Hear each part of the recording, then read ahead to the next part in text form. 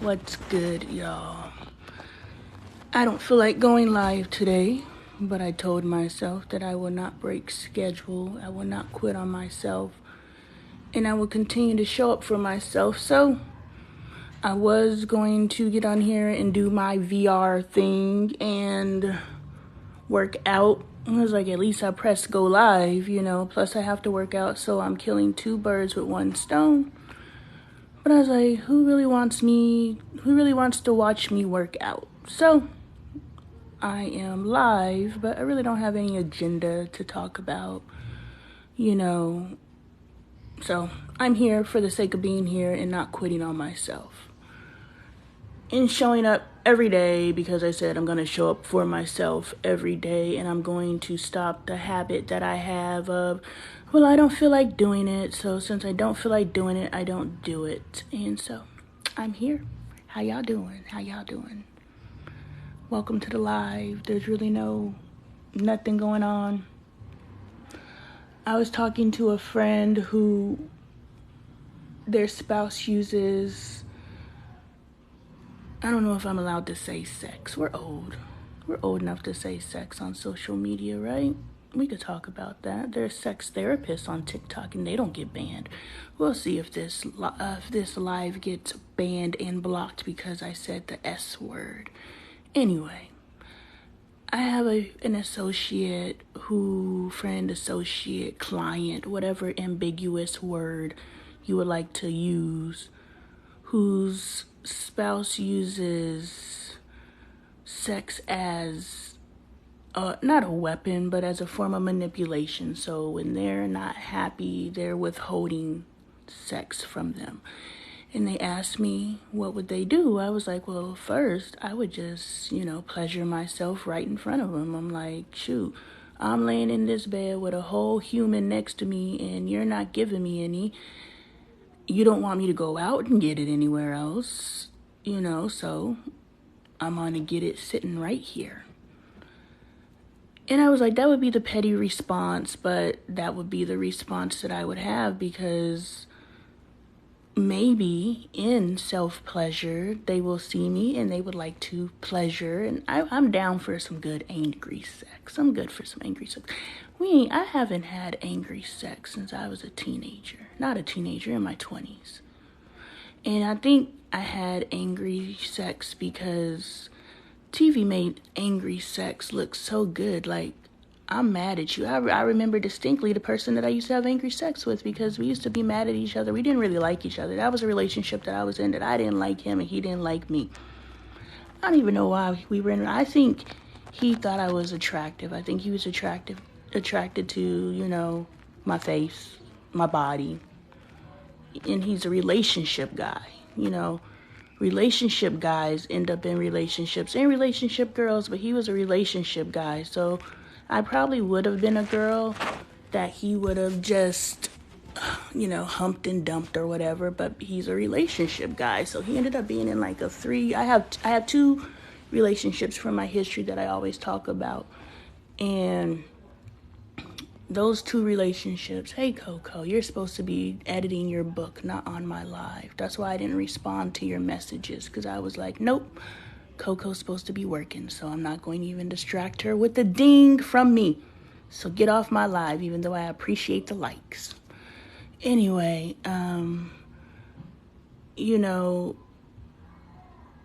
he and we were in a relationship for either 3 years or 5 years. Anyway, he didn't like me, I didn't like him, and both of us wasted each other's time. We wasted time, but we didn't waste each other's time. I get sick of people thinking just because you're a female, you're a victim. I posted a video a second ago where have a good live, friend. Thank you for stopping in, but stay focused. I hopped on live because I promised myself I wouldn't quit on myself, but I'm keeping a schedule. So though I like that number to say 2 instead of 1, and I love that you send the hearts and the love and all that stuff. When you told me you have an agenda of editing your book today and getting it finished, I don't want you to be distracted by me. So I respect what you have to do more than what I like to do. So true selfishness is selflessness. Taking care of yourself is taking care of me, because I want you to succeed. Anyway, I posted this video of this guy and this girl, and she's doing the AI challenge, and it's a skit. And the part of the video that got cut off, like he had written on the screen, when you catch your girlfriend doing the AI challenge, and then he hits her over the head, like with the force of hitting it over the head, like knocked the out of this little girl. And she's a little girl to me because I'm a grown-ass woman. And the things that I saw in the video, first of all, she had her tongue between her teeth on impact. So I know damn well she bit the shit out of her tongue. And someone else pointed out, if you look at the video, the way that he positioned his left hand, when he swung, the hand made contact. He didn't hit her with the pillow. He hit her with his hand. I was like, damn, you're right. So she got hit with a double whammy, literally. And I went to the page because I was like, is this a boyfriend-girlfriend thing? Is this? And I purposely did not link back to this particular content creator, because I don't want any type of publicity is publicity, right? He has like 11,000 followers. She has like 200,000 something followers, and she's literally, you know how they have that little search bar at the top? She's one of those people. So, and she has like different encounters with celebrities and stuff. So she's upper echelon. So I was like, okay, he linked up with you to ride your coattail and to pick up on your vibe. So I see where that's going. But I'm watching these videos, and she kind of has like, her profile says stalk me, I like it. So she's out here attention whoring, which is fine. I attention whored in my 20s too. Thank God there was no social media, because if there was social media from my 20s, my goodness me. You know, I did some pretty crazy things in my 20s. Nothing like now. Now it's just it's like Pornhub meets reality now. We weren't that wild back in the day. But I was wild compared to my peers. Anyway, you know, so I know that it's a skit, and I know it's a thing that they're doing, because I went to their page, and one of them, she's shaving his hairs down there, and then like it's supposed to be one of his testicles falls on her shoulder while she's doing it. Like, that's funny. I don't know, it's just weird, you know. And then the one video that I included in the video, where she's on her hands and knees, not her hands and knees, but her knees, and I talked about this on my live yesterday. She's on her knees and, you know, has her mouth open, and he pours milk into her mouth and then dips an Oreo in her mouth, and then his friend walks up and dips an Oreo in her mouth, and I'm just like, you know. So I post a video, and I'm talking to the women, I'm talking to the females, I'm not looking at him. Like, he's a waste of human. But she's choosing to be with this waste of human. And someone comments, she's like, let's be mindful of blaming the victims. And I responded, I was like, I don't think anyone who chooses is a victim. You know, when I was 14, I was essayed, I was gang-ard by my classmates. And I talk about it all the time. I don't remember it because they roofied me. I love you back, Big Rob. Thank you for stopping in. I'm always happy to see you. I was gang-guarded by my classmates. I was 14 years old. I went to this party, and well, it was a party, but I had dropped out of school at this point. I was in the 8th grade, but I had dropped out of school at this point, and there was this little boy. He was popular. I think if I look in my mind now, he wasn't attractive, but I was attracted to him because he was popular. You know how popularity and everybody says so-and-so is attractive, and you're looking at them in your mind, you're like, they're really not attractive, but since everybody else says they're attractive, I guess, ooh, Big Rob, if you're still there, I'm about to work out. You know, I'm going to do my VR for my cardio, and then it is arms today. I did legs yesterday. This will be day 6, so I am 6 days strong with working out. Yes, I'm doing good. I had to report back to you because I know fitness is important to you. And so, bless you back, Big Rob. Anyway, yeah. I had dropped out of school. I wasn't a popular kid, but I was like a peripheral kid. So I was one of those kids who hung around with a popular kid. No one liked me, but they liked her. And in order for her to come, I came with her. So, that's how I was invited to things. And then I had dropped out of school, and because this boy's parents were out of town, he was ditching. And there aren't too many other kids that can hang out with the ditching kid, but the dropout can hang out with the ditching kid, so he allowed me to hang out with him. Yeah, he allowed, because he probably didn't. He would have preferred someone else, but I was the only one who was around. I can call a thing. And so I had spent a couple of days with him because his parents were out of town, so he was doing the my parents are out of town thing, and we were kicking it. At that time, I thought I was too sophisticated. Ain't this some crazy stuff? I was too sophisticated I was having sex, but I wasn't having sex with my peers.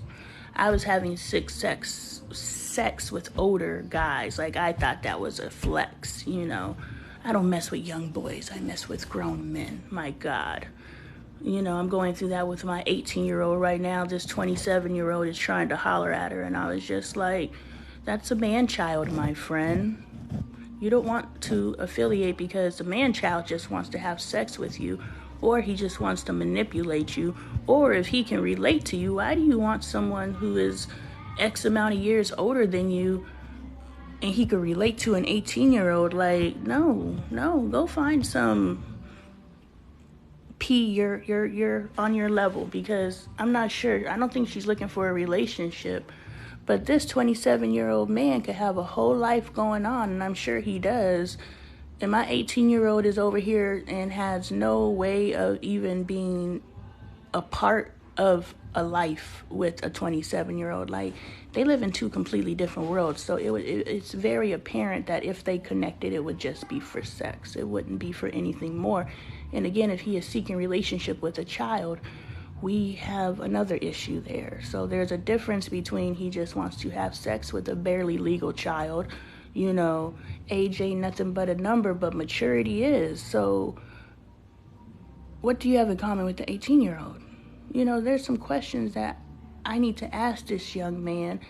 If you're interested in my child, I've never sat down and talked to any of the little boys that my daughter is interested in, but this 27-year-old, I want to have a conversation with you, because if you can really tell me why you have an interest in my child, then I may give some understanding. She's a grown-ass woman. She could do what she wants to, but until we can have a conversation where you can legitimately tell me why your grown-ass, damn near 30-year-old self has an interest in my 18-year-old child, go away. Go find a grown woman to fuck around with. Stop trying to mess with a child under the guise that the child is 18, so now I can fuck with her. No, you're still seeking a child. But anyway, that's not that story. That's the point that I failed to make yesterday, because I was sitting here and I was just going over that whole story in my head, and I was just like, that just doesn't make sense. It doesn't make sense. And when I was 14, messing with 21-year-olds, I was 14 messing with 18-year-olds, I was 14 messing with grown-ass men, I thought it was a flex. And no one around me said, no, my dear sweet child. But who did I have to talk to? It was my daughter. Not my daughter, my mom. I lived with my mom at the time when I started having sex, I think. Yep, I lived with my mom when I started having sex. And my mom, we literally fought. I remember she could have pressed charges. Thank God we lived in the 90s where parents didn't call the police on their kids, because she should have been locked up. We was in a domestic violence relationship, because me and my mom used to fight all the time. She, I don't know what she did, but she said something to me, and there was a screwdriver, and I picked it up, and this was premeditated because I had to go to her room. I got the screwdriver, went to her room, opened the door, and I ain't got aim for shit. But I threw that screwdriver and stabbed her in the arm with it. The one time I got aim, I stabbed my mom with a screwdriver. I don't remember what she did or said. But yeah, me and my mom used to fight. So that's the person that's supposed to be looking over me while, I'm going through this, allowing. I don't know if you can allow when you're 14. So at that point, you're a victim. Those are victims. That's the whole reason why I'm telling this story, because someone told me not to victim blame. And I was like, I don't think people who make choices are victims.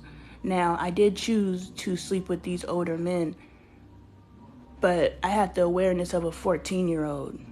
I had the no guidance, no role model, no role models, no guidance, no nothing. I was out here living the vida loca, and I didn't know what was going on, so I was doing whatever I was doing.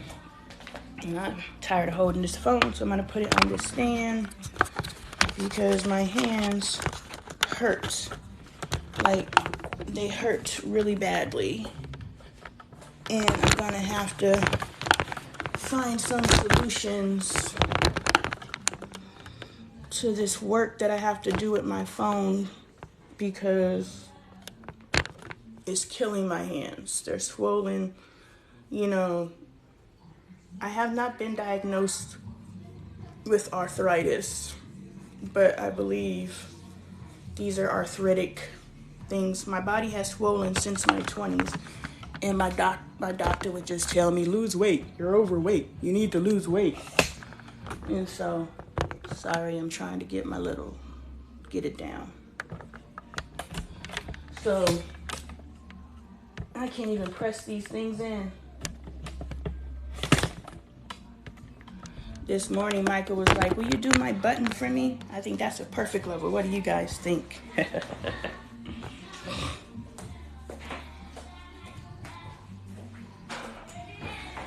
All right, there we go.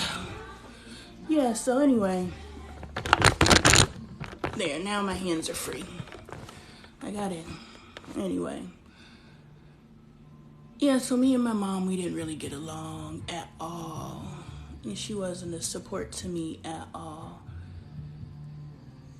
And there was a guy named Manny, but I didn't like Manny. But Manny was a grown-ass man too, but because Manny had some sort of brain injury and he was like not all there, my mom said, why don't you date Manny? And I was like, Mom, Manny's a grown-ass man too. I'm not messing with him. But the fact that she suggested hello, Bubba, she suggested a grown-ass man, it's just problematic. My whole experience with my mother was very problematic. But anyway, back to this little boy. I'm over his house and I'm spending all this time with him, and I never valued sex. It was just something to do. Hey, will you keep it down? Lower your voice? Please? No. Did you tell me no? Yeah. It's interesting that you thought that was a suggestion. I know I said it like you had a choice, but you really don't. I want you to lower your voice. Do you understand? I do. Please shut my door.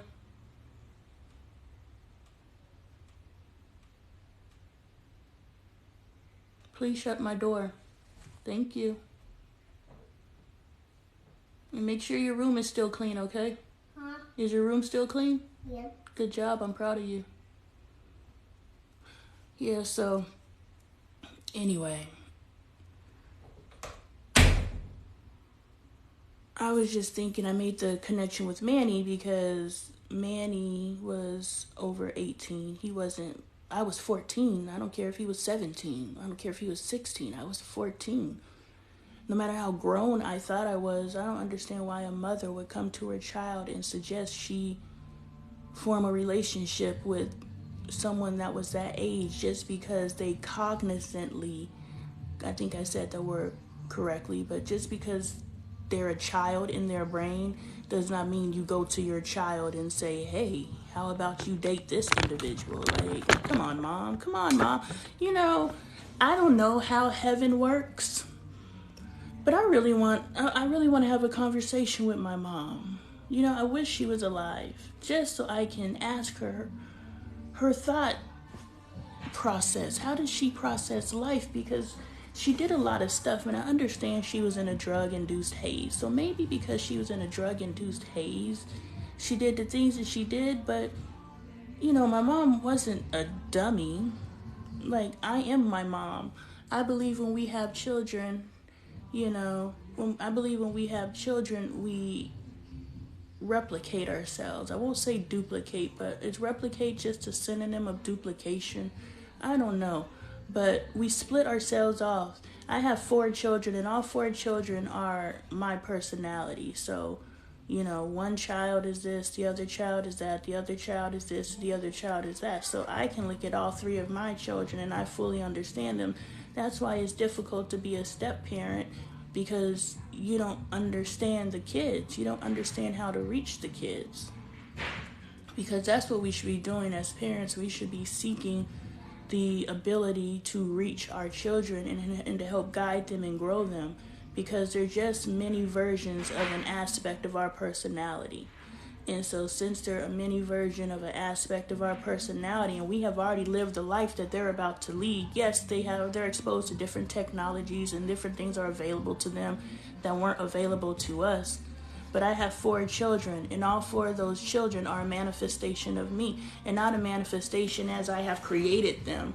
They're a manifestation in the respect that Bailey is my personality and aspect. And she's like, how you have all these different sides of your personality? Your kids are a specific aspect of that personality, and then they're all their personality. So there's a part of me that is just like my father. There's a part of me that is just like my mother. And then there's all the other things that make up Lonnie. But that part of your child that is just like you, that is the part of you that you have been tasked with to evolve. And while you're evolving your child to understand the part of them that is like you, you are also giving them the tools to now go within and evolve the parts of themselves that are not like you. So I have been saying a couple, lives back. This is an understanding that's coming to me in this moment. But I said a couple lives back where, it's difficult when you have children and the other parent isn't around because your kid is part of 2 things, right? So they're a part of you and they're a part of them. But if you're the only one around, the only part that you fully understand is the part that's like you. You don't understand the part that's like them. But if you give them the tools to start understanding and unpacking the part of them that's like you, then you are giving them the tools. You're not just telling them, this is how you become me. No, this is how you work with these character traits and do these different things. And now you can take those tools and now work with the other character traits of yourself, heal and develop yourself there. So I believe that's our job as parents, not only to teach the fundamental things like respect and effective communication. I'm talking to my niece right now. I sent her a text message. I talked to my family because my niece is really struggling. She's really struggling with life overall. Hold on, this boy need to turn this TV down because that's ridiculous. I'll be right back.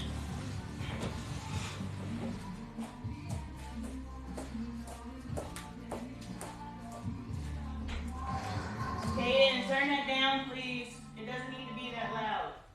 Why are you even in here?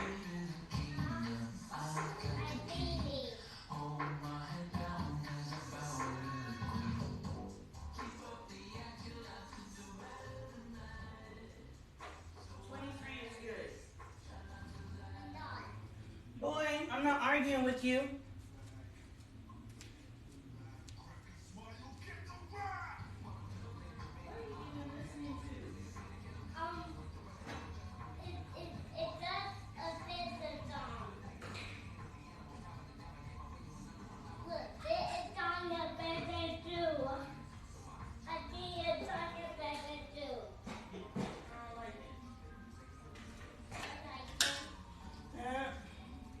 I guess that's all that matters, that you like it, right? Yeah. I guess. Sorry, I had to get some water while I was out there.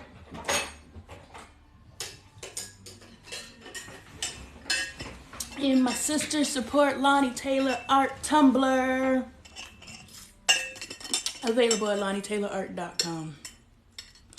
So anyway, yeah, that's our job as parents. we are supposed to teach our children the fundamentals. Yeah, my niece, she's struggling. All right, I'm back. Yeah, so my niece, she's struggling with everything because everyone around her, not only her mother, because she did have a village, but the village that she had was, what's the word?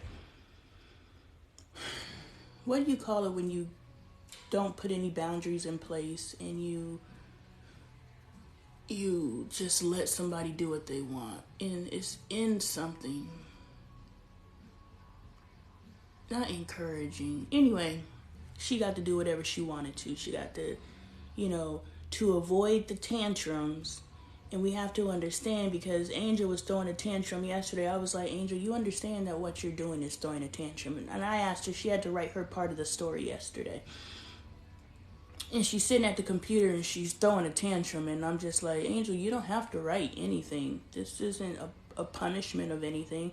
This is just a requirement. This is something that you have to do in order to keep your cell phone, keep access to not social media, the TV, the computer, all these different things. This is just my requirement. You have to write this story.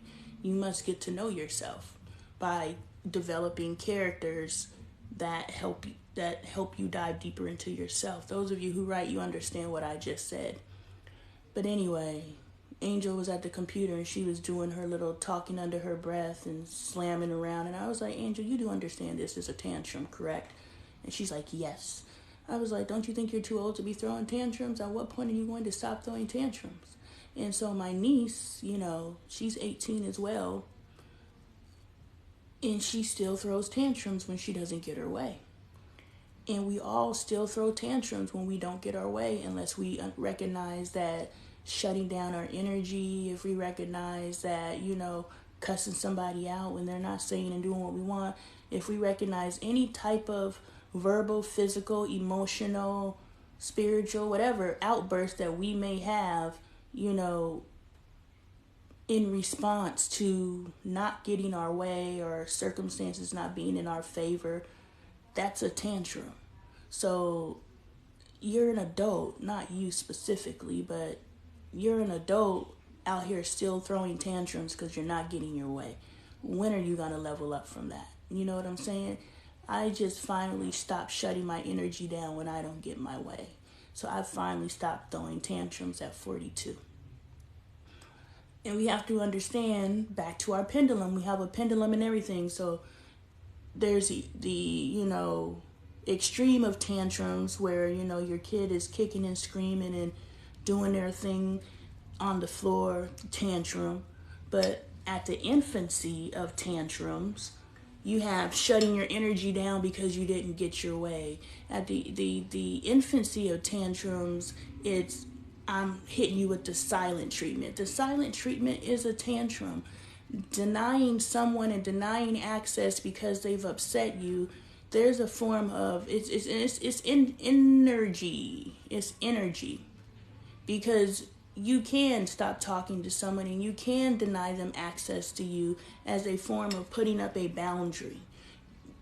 But it's the energy. Most of us have that toxic, tantrumy energy.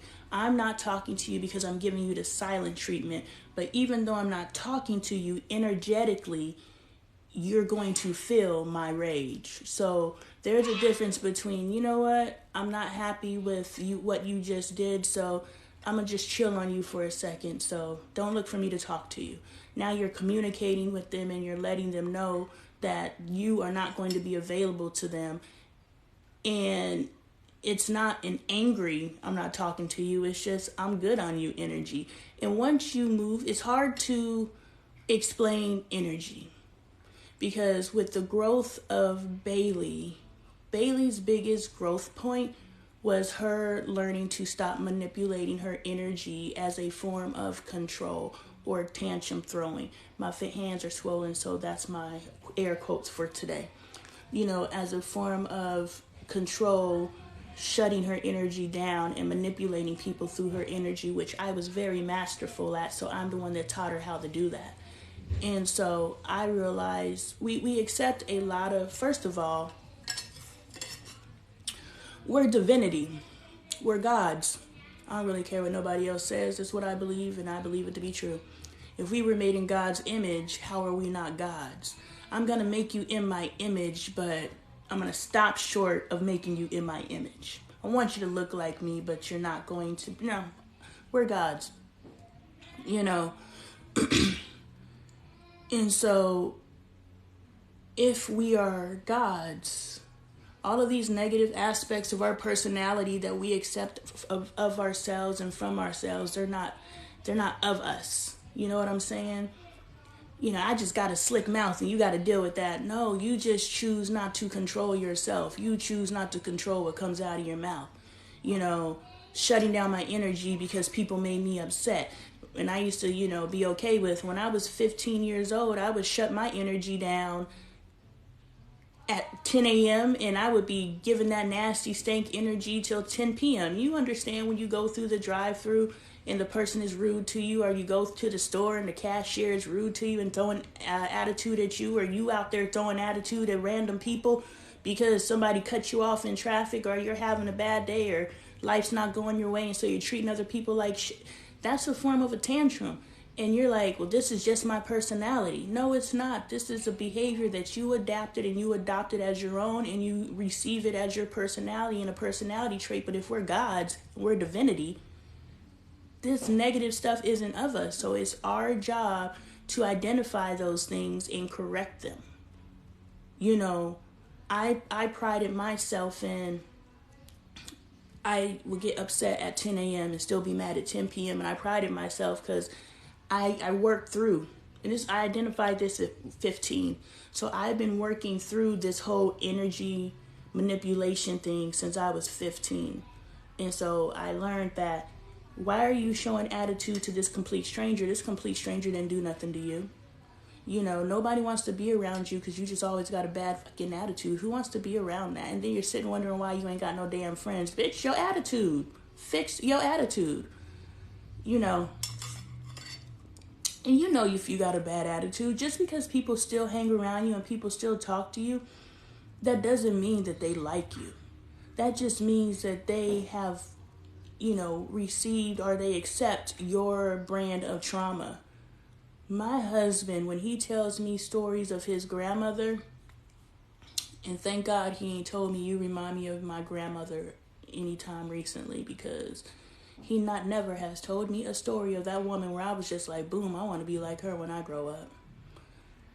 But he would tell me stories about his grandmother who raised him, and she was a tyrant, right or wrong, because they all they all look up and value, respect. They respect her strength, and she was a strong woman. She did what she needed to do, and she did what she needed to do with the things that she had. But can we call a thing a thing? And she was a tyrant. She didn't transfer love. She didn't transfer support. She didn't transfer any emotional intelligence. She didn't transfer shit to my husband.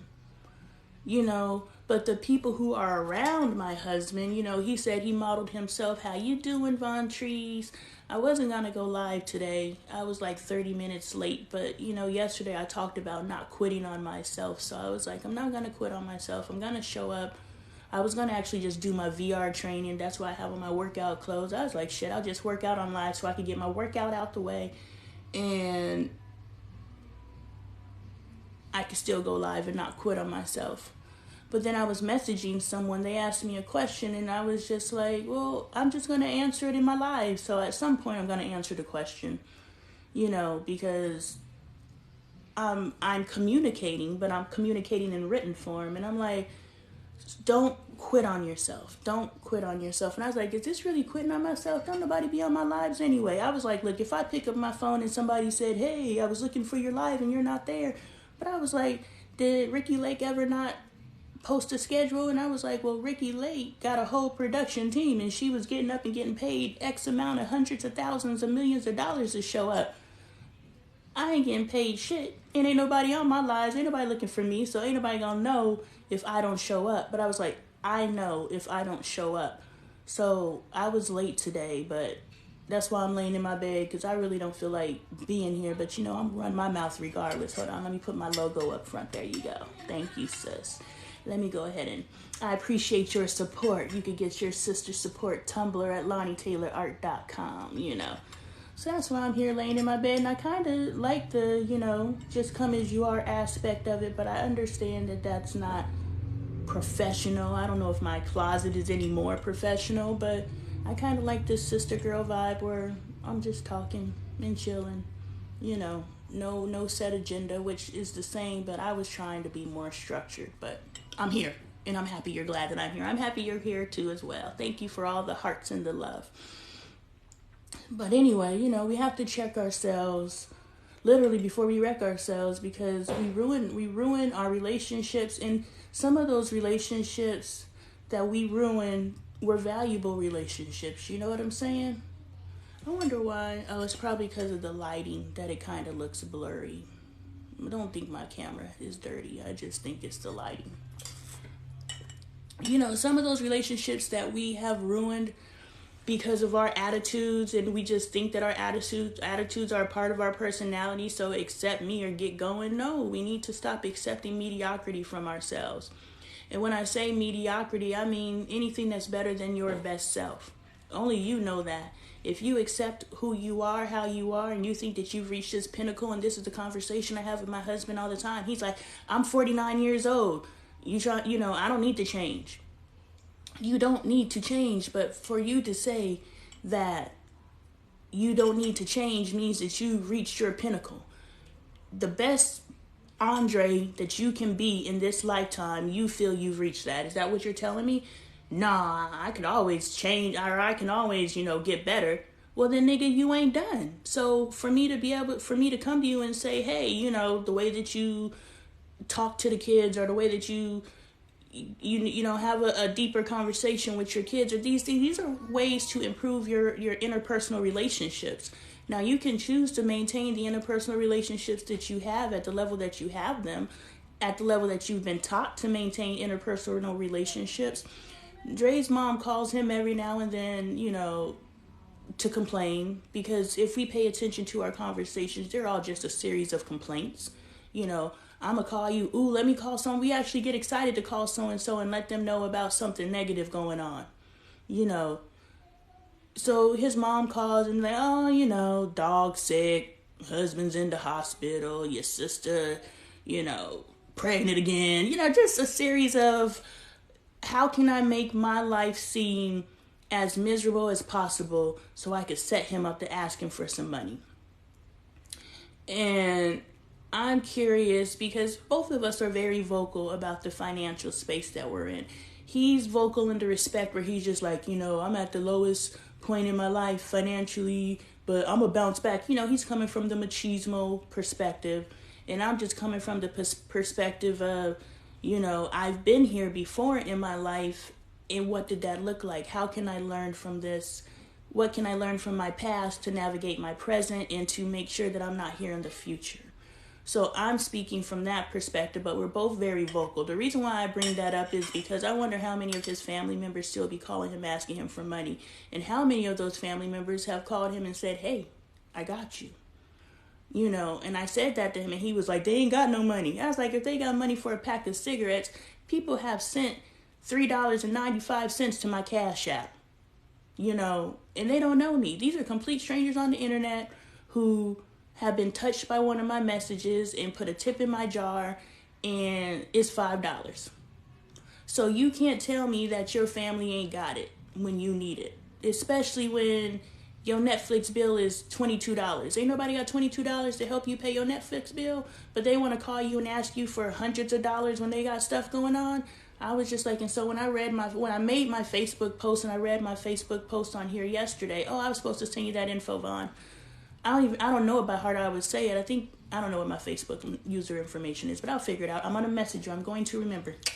You could even send me a message and let me remind me, but I'm going to remember this time because I said I am. Anyway, I was just like, they be calling you, asking you for everything, but you can't call them because they ain't got it. I was just like, when we bounce back, we're going to bounce back like better before, because historically, every time that I have lost my life and I'm in the process of losing my life, And now that I know this losing of my life, I just reposted a video. It's Chris Farley falling down a hill, and someone captioned it, "This is the spiritual awakening process." And so I'm watching that, and a part of the spiritual awakening process is the deconstruction of your current existence. And so my life is deconstructing like a mug right now. Like everything. I woke up in June and said, I want a new life. And universe was like, I got you. But the energy that I was putting into my present life is no longer being put there. My energy is being put into my next. So my head, I live in the future. I don't live in the present. I live in the future. And something that I know about myself, when I stop caring about stuff and I stop taking care of things, I know that it's not mine anymore. Because historically, like when I've had cars and they were just falling apart, and I was like, I don't even want this shit anyway. It wasn't too long after that, I ended up getting a new car, and it wasn't, I don't want this, let me go get a new car. It's just circumstances happened where I just ended up getting something new. So anything that I stopped taking care of and stopped caring about, I know that's an energy sign or energetic sign that this is over. So this life, this existence, this house, these trucks, this everything, I don't give a fuck about. So when I'm like, the repo man coming, Drake's like, I'm too old for this, and I done put all this money in, and all this prideful stuff, and I'm not mocking him. That's my Dre, so it's always gonna sound like that, whether it's coming from a negative space or I'm just being me. He's doing the Dre. And I'm like, I don't give a fuck. They can have it all. I don't want it. And I was just like, I know that sounds bad, that I'm willing to release all of these things. But I'm actually excited about my willingness to release things, because that means that our next is coming. Because I can look at my history of whenever my life is completely falling apart, and the point, I know we've all been there. We have all, because what's happening is these are the evolutions. We are leveling ourselves up, but society tells us, we're irresponsible and this is happening because, blah blah blah. But it could be the divorce that moves us. It could be the job loss that moves us. It could be the, someone dying. I literally left my apartment. The last time this happened to me, I've been telling some good stories, and I hate that I jump from story to story, because I really be into these stories and then I jump into another one. But anyway, I don't know how y'all deal with me. I can't stand myself. So I'm like, no, sis, that was good. Go back. Anyway, last time I went through this, I had moved to California, and there was one of my surrogate mothers. My surrogate mother moved out there with her mom. And this is how divinity works. I had lost my job. Well, they didn't renew my contract, which is understood. I was a black teacher in a Mormon school. And y'all already know how I get down. I'm a process improver. I'm a process improver. And so I went in that school, and I was the gifted and talented teacher. And because I was the gifted and talented teacher, I really didn't have the structure that all the other teachers had. My job was to create instances where these really, really bright children could practically use their intelligence. So, I created like a crime scene. These are just things that I can remember.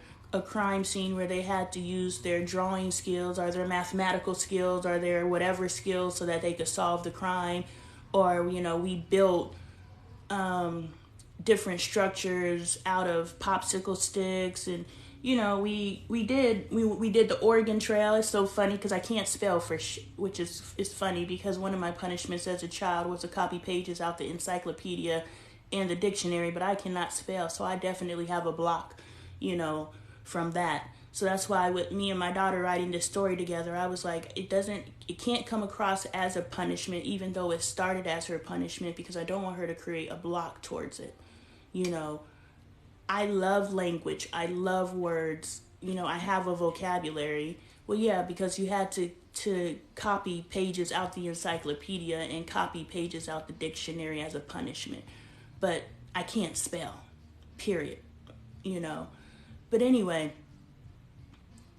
we were doing the Oregon Trail, and it's so funny. I spelled Oregon like organs in your body instead of Oregon. Oregon, the state. I think it's a state.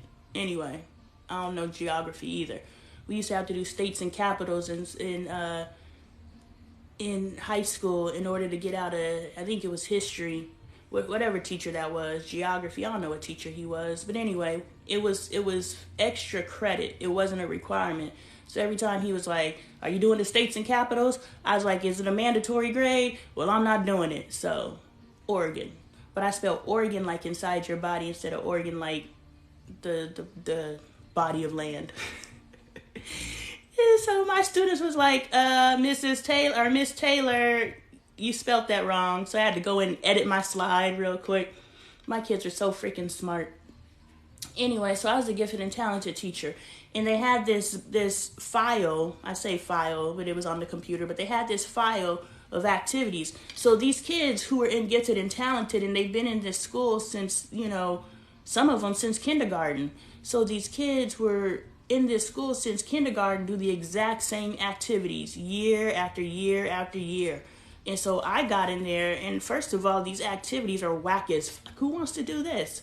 And so I'm like, they said that, they told me I can do my own thing as long as it hits the educational points that they want to be hit.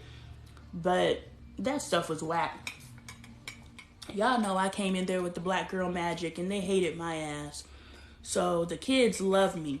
It was the best year. The parents and the kids would always tell me, this is the best year of Rise. That was the name of the program. This is the best year of Rise. My kids are excited to come to your class. It's the only class they look forward to, blah, blah, blah, blah, blah.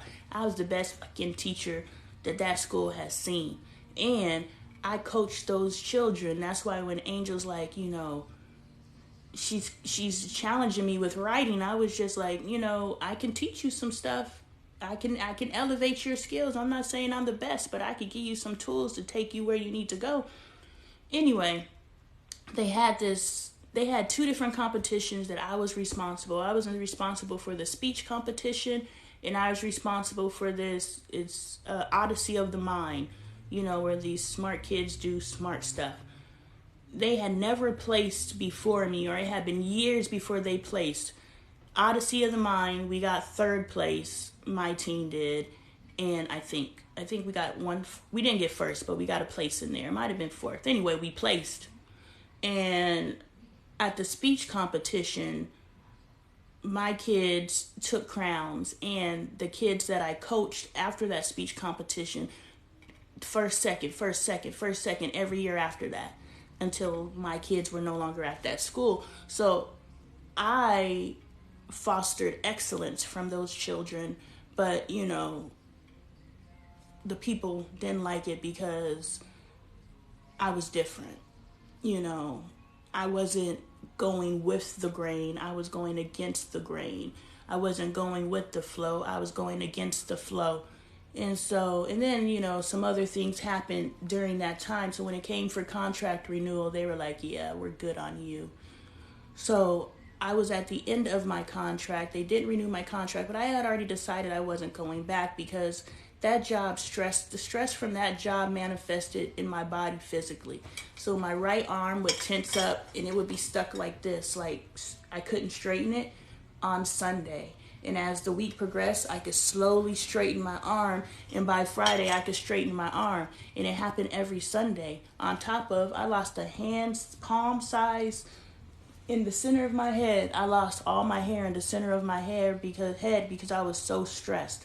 That job stressed me the fuck out. So I had already determined I wasn't renewing my contract. But even if you're going to quit, even if you're going to leave a relationship, even though it's still a shock when it happens if it don't happen on your terms. So I wasn't going to, when it came up to contract renewal and they were like, okay, we're going to renew your contract, I was going to be like, no, I don't want my contract to be renewed. But I got in there and they're like, we're not going to renew your contract. And I was like, oh, my heart, So they didn't renew my contract. And I was like, okay, I got to get up out of this apartment before my savings runs out. So what's my option? And so I have my surrogate mom who moved to California with her mom, and her mom has this 5-bedroom house and she's in there all by herself. And I call her and I'm like, hey, can we come stay with you guys for a little bit? And she's like, actually, I was just talking to mom about you guys, and sure, you know, you guys can come out. We go out to California, and when I tell you 8 weeks after we get to California, her mama dies. I'm like, the fuck? You know, we get to California. This is the second time somebody died on us. The first time it was my mama. My mom we moved out to Texas, but we knew my mom was going to die because she had cancer. We just didn't know how bad the cancer was because she lied and said that it had cleared up, but it really was just a done deal. It had moved into her brain and it was done from there. But she didn't tell us that. She was like, I'm not going to chemo anymore. There's only just a little bit of cancer left and, you know, it's done. I was like, okay, I didn't know nothing. And I didn't care. I didn't care about my mom. I didn't have awareness to ask questions, but I also didn't have a relationship or a bond. I didn't have bonds I didn't have anything with my mom. So, you know, I was like, I'm just here so you're not here alone. And then once you're back on your feet, we'll leave. Well, she never got back on her feet. She passed away. But now that she's gone, we got to move. We moved out there into her house, so she wasn't in that house by herself, you know. And had we not been there, she would have died in that house by herself. And who knows how long she would have been in there. So her family always wants to be like, you know, and you went and moved in with your mom and leached off your mom. I'm like, sis, I had $15,000 in the bank. Wasn't nobody leeching off of nobody. Because they paid me to sell my house. They paid me $15,000 to sell my condo. So I didn't move out and stay with my mom because I was broke. I moved out there because I didn't have shit else going on and my mom needed somebody. And fortunately, the person that was available to be there was one of the people that she had zero relationship with. It wasn't her best friend's sister. It wasn't her, you know, mom. It wasn't her dad. It wasn't anyone. It wasn't her daughter. It wasn't any of those people who love her so dearly. It was the person she treated like shit and tried to kill on several occasions. She didn't know. She wasn't intentionally trying to kill me. She just almost killed me. You know, it was that person that came to take care of her. You know, that's weird. It just reminded me of that scene of Diary of a Mad Black Woman where his ex-wife that he treated like crap came to go take care of him. I was the one who was tasked in this lifetime to go take care of my mom. The woman I threw a screwdriver at. And when I threw the screwdriver, I was trying to take her out. I was 14, forgive me. Anyway, so first time was my mom. Somebody died on us and we had to move. And this time it's this lady, 8 weeks in. I'm trying to get my feet underneath me. Actually, I'm not. I'm just severely depressed. You know, eating whole cheesecakes at night. You know, I was the most depressed I've been in my life. I even contemplated. I was like, I could just go. I was like, but I got these damn kids. I can't leave my kids. But that's why I always task Dre, or I always credit Dre with saving my life, because when Dre and I connected, I was at the lowest point in my life. I was suicidal. I don't know if I'm allowed to say that word. Please don't take my life. You know, I was really in a bad space. And he's one of the people, or he is the person that God chose to pull me out of that space. So I'll forever be grateful to that man. He can't do anything to me. You know, there's things he can do, but they're not things that he's capable of doing. But there's nothing he could really do for me to ever not understand who and what he is in my life. I know who and what he is. He saved my life. So anyway, we move out there and this woman dies. And now we're in this house and we have a couple of months, you know, and my friend, she's able to, you know, work the system and keep the lights on and all these different things. And my savings are running out, but I'm giving her whatever I got, you know, and things. And that's how I ended up in Arizona, and my life is what you see now.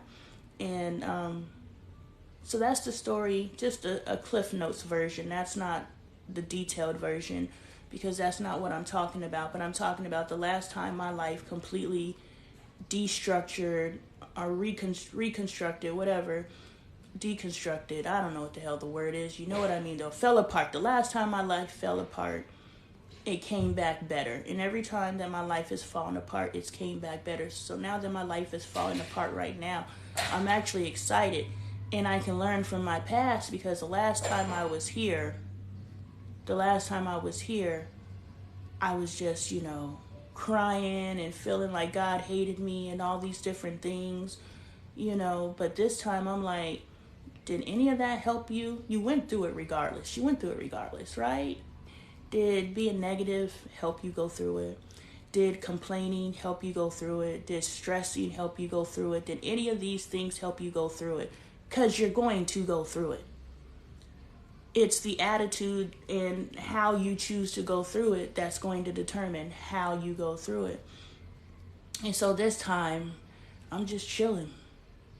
I have my moments where I experience anxiety, where I'm just like, this doesn't make sense, but I stopped putting energy into this life. But we're stuck here. And I'm like, okay, when's the next going to kick in? And it was Joe Dispenza and Bashar, both of them, 2 times where I clicked on TikTok. There's a video by Joe Dispenza, and then the next time I clicked on TikTok, there's a video by Bashar, and both of them were talking about your present reality is because you're focusing your energy on your present reality. So that was my mental check to remind me that, yeah, I have stopped focusing on the future in the respect that, when I'm meditating and when I'm going to sleep and all these different things, and the times when I wake up and I'm, in that space between sleep and awake, I'm supposed to be daydreaming. I'm supposed to be thinking about my next.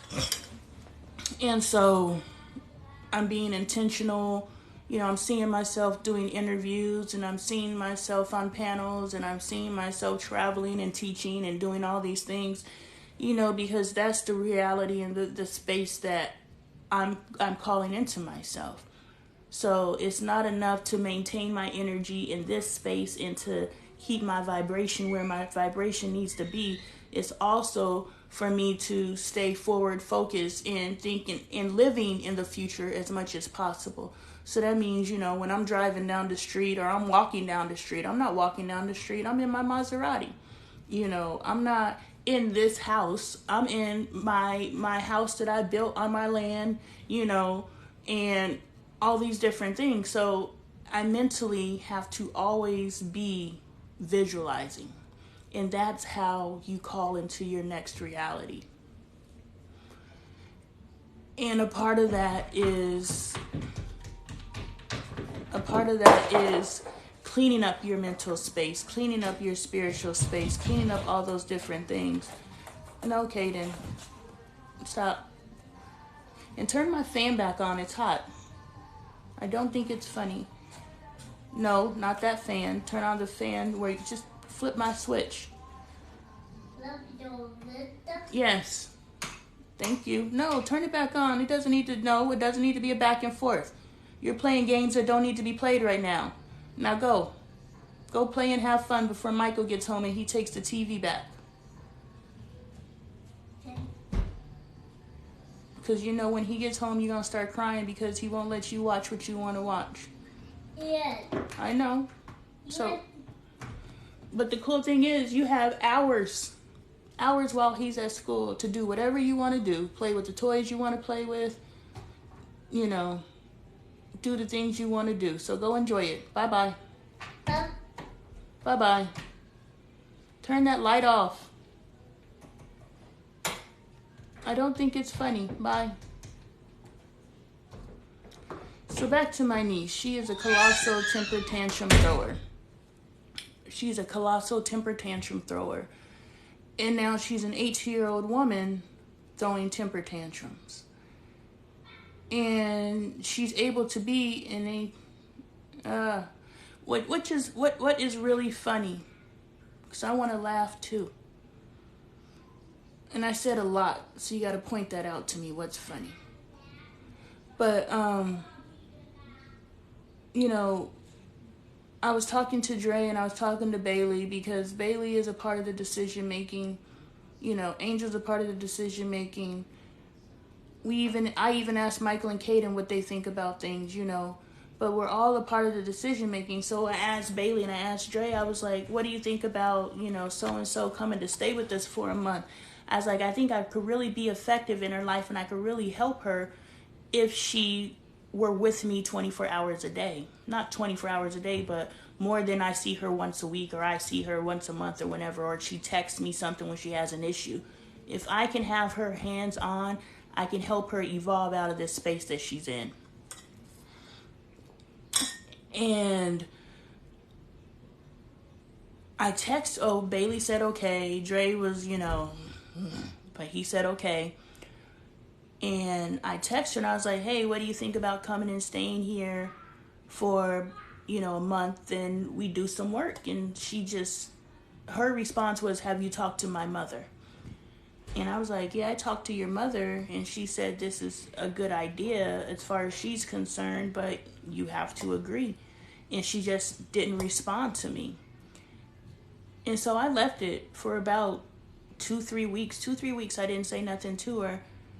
And a part of me, I had to work through my own, because I'm always working on myself, right? So I was like, my old habit of somebody doesn't move the way that I want them to move, so now I have a retaliatory response, i.e. since you ain't going to respond to me, I'm not going to cuss her out, but I'm like, never mind, I'm going to remove myself. But it's the energy, right? It's okay to remove yourself, but why are you removing yourself? What is the energy behind the removal? Are you removing yourself because you are now bringing closure to something? In this respect, i.e. ending the conversation. You don't need another person's input to end a conversation. You know, are you responding to bring closure to this, or are you responding because you're being vindictive and you're like, okay, since you want to leave me on red, fuck it, I ain't got shit for you.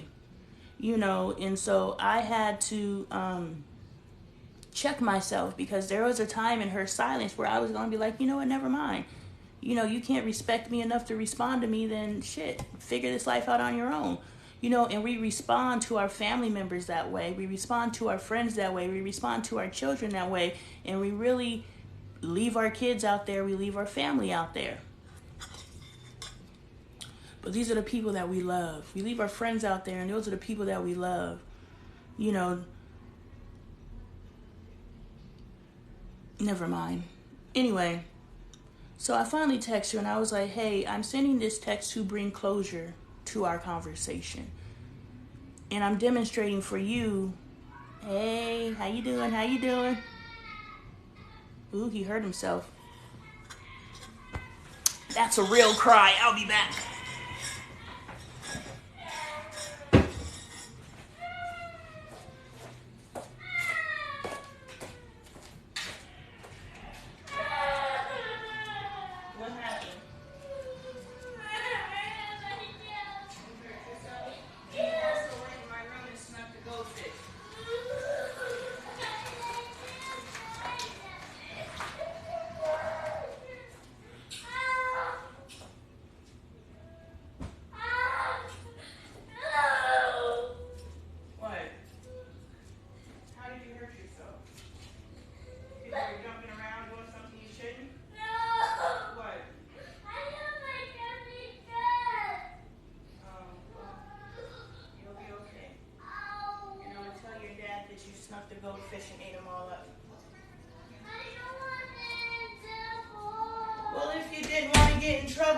Snuck the goldfish, my friend. You are the causality of all your everything that you experience that you don't want to experience 99% of the time. You are the causality of the thing you're experiencing. So if you don't want to, he's a hollerer. There's nothing wrong with him. He's just hollering because this is his cycle. And he's going to holler until he feels he doesn't need to holler anymore. My shoulders are hurting laying like that, so I'm going to... Yes, I still have laundry. If there's ever a day you don't see laundry, that is a beautiful day. Because there's always laundry. So anyway, I text her and I'm like, hey, your silence can be received as disrespect. I know you're not being disrespectful, but I want you to be aware that your silence could be received as disrespect. Now, I'm aware enough to know that you're not being disrespectful. This is just how you communicate, but this isn't how you treat people that you love. You don't not communicate with relationships that you value. If you value a relationship, when someone texts you, text them back. Even if your text is, I don't know how to respond to this, but I want you to know that I see this. You have to care about how you impact someone if you value the relationship. If you don't value the relationship, I don't care if I text you back. I don't care if you're okay with my actions because I don't care about you. But unfortunately, we treat people we don't care about and the people that we care about exactly the same. And then we wonder why our relationships are screwed to hell. I bet you if I switch, but that's the actual cleaner part of the room. There ain't nothing wrong with this side of the room. It's just Dre's side of the room.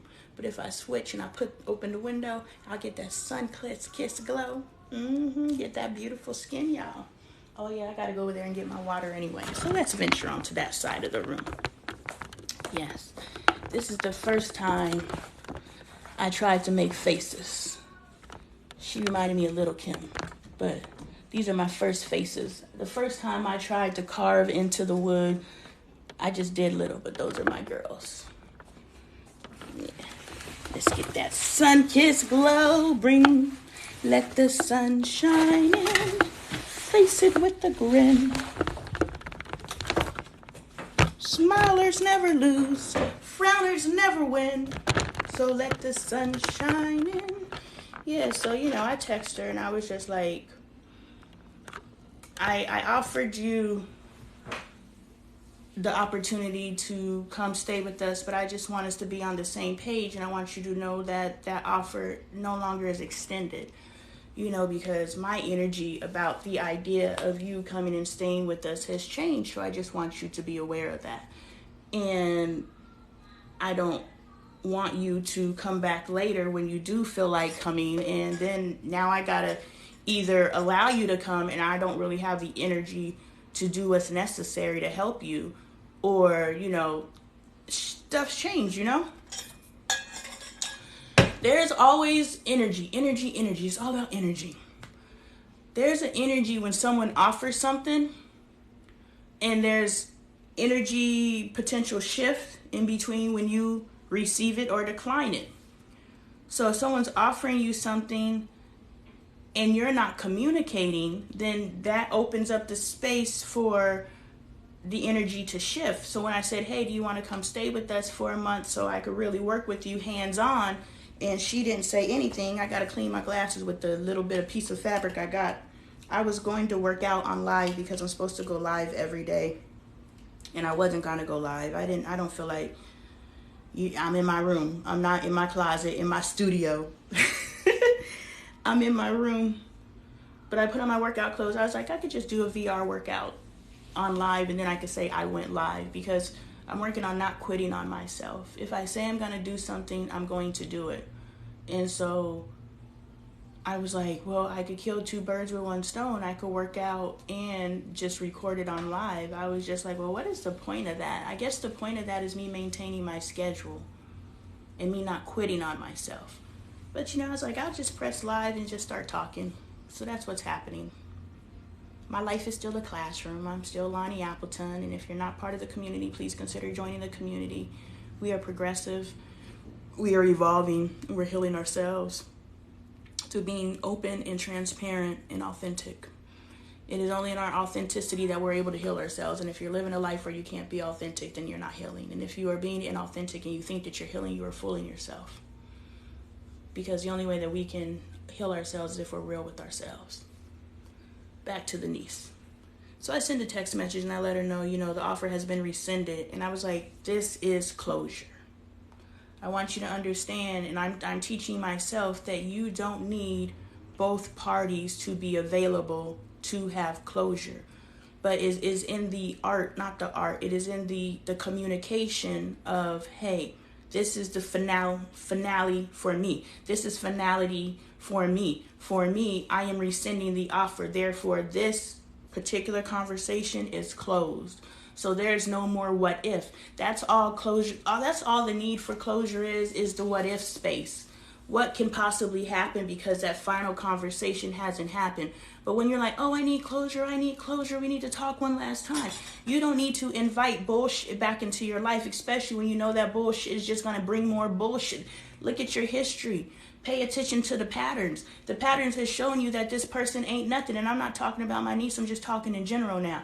History has told us that this is how this person moves. And you think just because you have one last conversation with them that they're going to change, or if they say they're going to change, but they said they're going to change in the past and they haven't changed, you think this time that you drew the line in the sand is different than any line in the sand that you've thrown?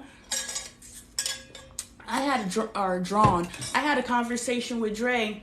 I was like, hey, energetically, have you ever felt that you were going to lose your wife? And he was like, no. I was like, all the times with bull, it made me who I am today. Very good. Bush made me who I am today too, but I'm no longer living in the bush. I won't accept it in my life ever again, but I appreciate it. They say experience is the best teacher. For some reason, we feel we need to have negative experiences to learn. I don't need any more negative experiences in my life, and I will cut them at the gate before I ever let them in.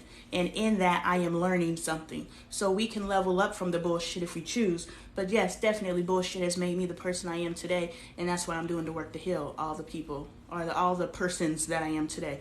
Because a lot of aspects of my personality aren't even me. I'm divinity. I'm made in the image of God. Well, we gotta wash your hair, Bubba.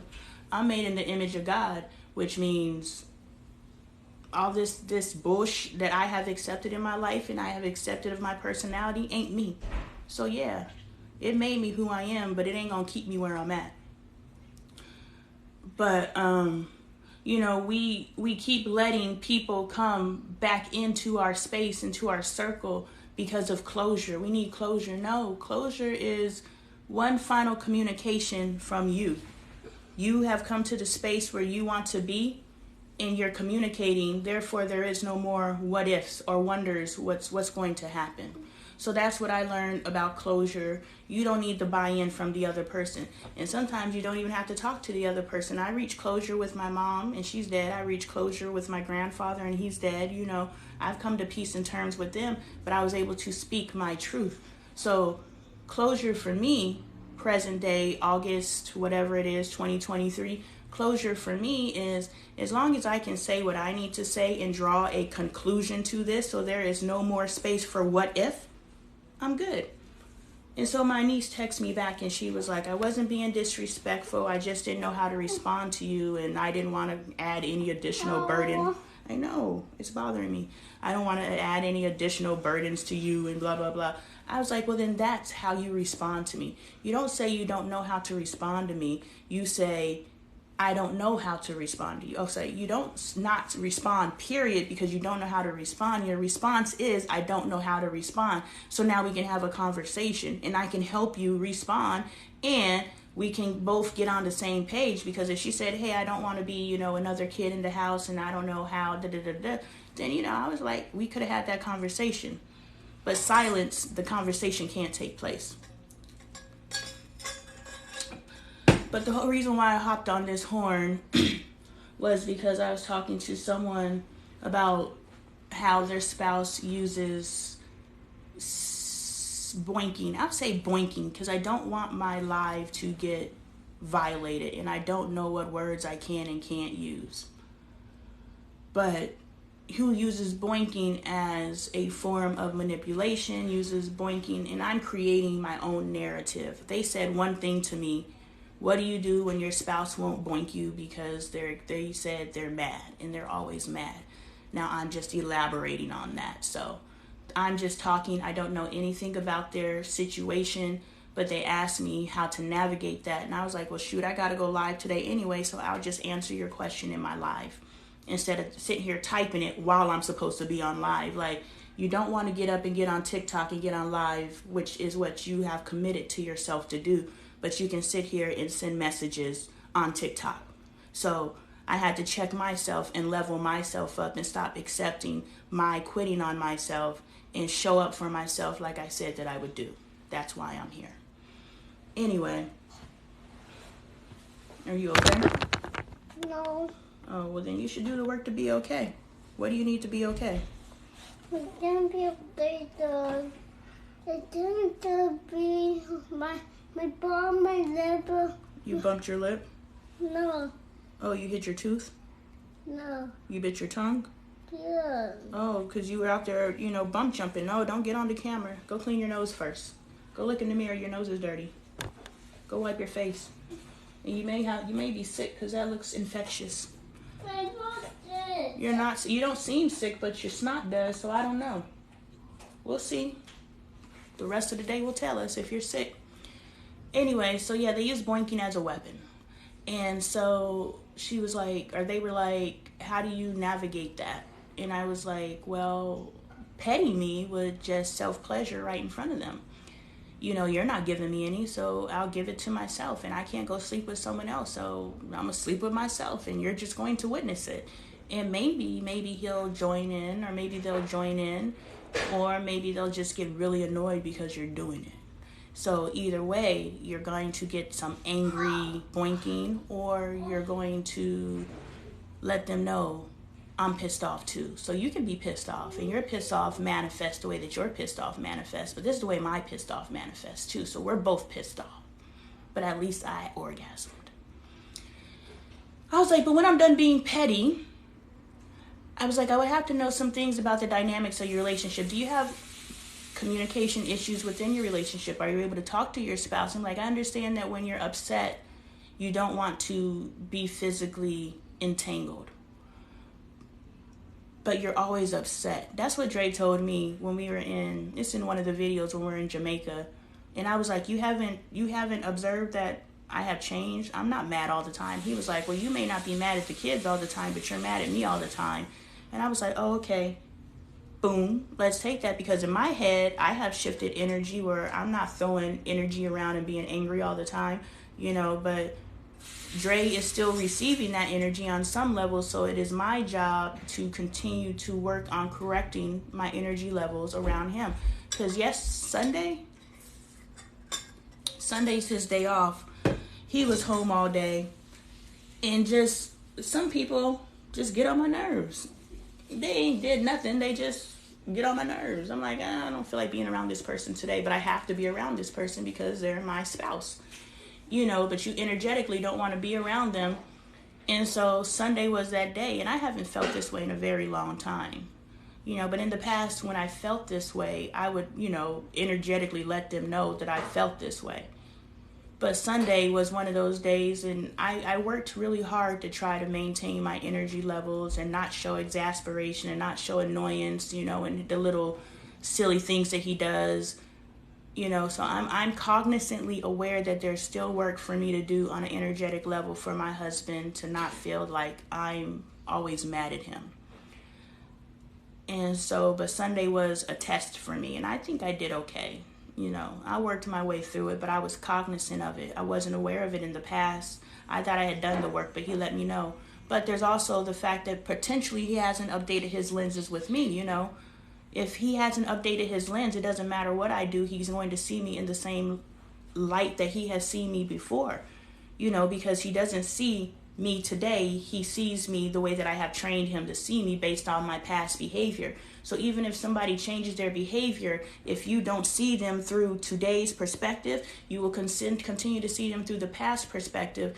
And your relationship can't grow, your relationship can't evolve, because you're continuing to see people the way that they were, not where they are. That's why people are always saying, you won't let me change because you're not changing. Yeah, they might be changing if you updated your lens. Stop looking to be offended. Stop looking to be disappointed. Stop looking to be angered, and start looking to be impressed. Start looking to be, whatever besides a negative from a person. Especially, these are the people that you have chosen to surround yourself with in your life. These are the people that you love. This is your friends. These are your family. These are your friends, not this is. This is your spouse. These are your friends. These are your family members. These are your children. Stop looking to be offended by them. Look to see their greatness. Look and start fostering their greatness. I really love, and that's why I record my lives at night. I'll just pop on randomly at night where we're having family discussions. It used to be family meetings, like, okay, family meeting, and now we're finding more often we are just sitting and talking and having discussions. And I love it. I really love it, because in these conversations in the past, Angel, my 11-year-old, she would just be silent and she would act like a child, like she's not a part of the conversation. And then when you invited her into the conversation, she would just be like, and we're like, speak up. You're a part of this family.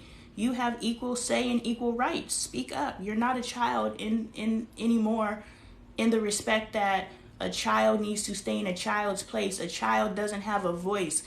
No, you're allowed to have a voice, because if you voice your thoughts, then I can help you develop those thoughts. But if you're always expected to be quiet because you're a child and what you have to say is dumb, well, it's always going to be dumb. And you don't think that thinking is going to evolve? Well, if it does evolve, it's going to be evolved based on the exterior world that they're observing. I want my children's thinking to evolve based on how I can help them evolve their thinking, because at the beginning of this live, I mentioned that when you have children, they are an extension of you. So I have multiplied myself 4 times, and each of them are an aspect of my personality. So I can help Angel figure out who she is because she's me. I can help Bailey figure out who she is because she's me. I can help Michael, I can help Kaden figure out who they are because they are me.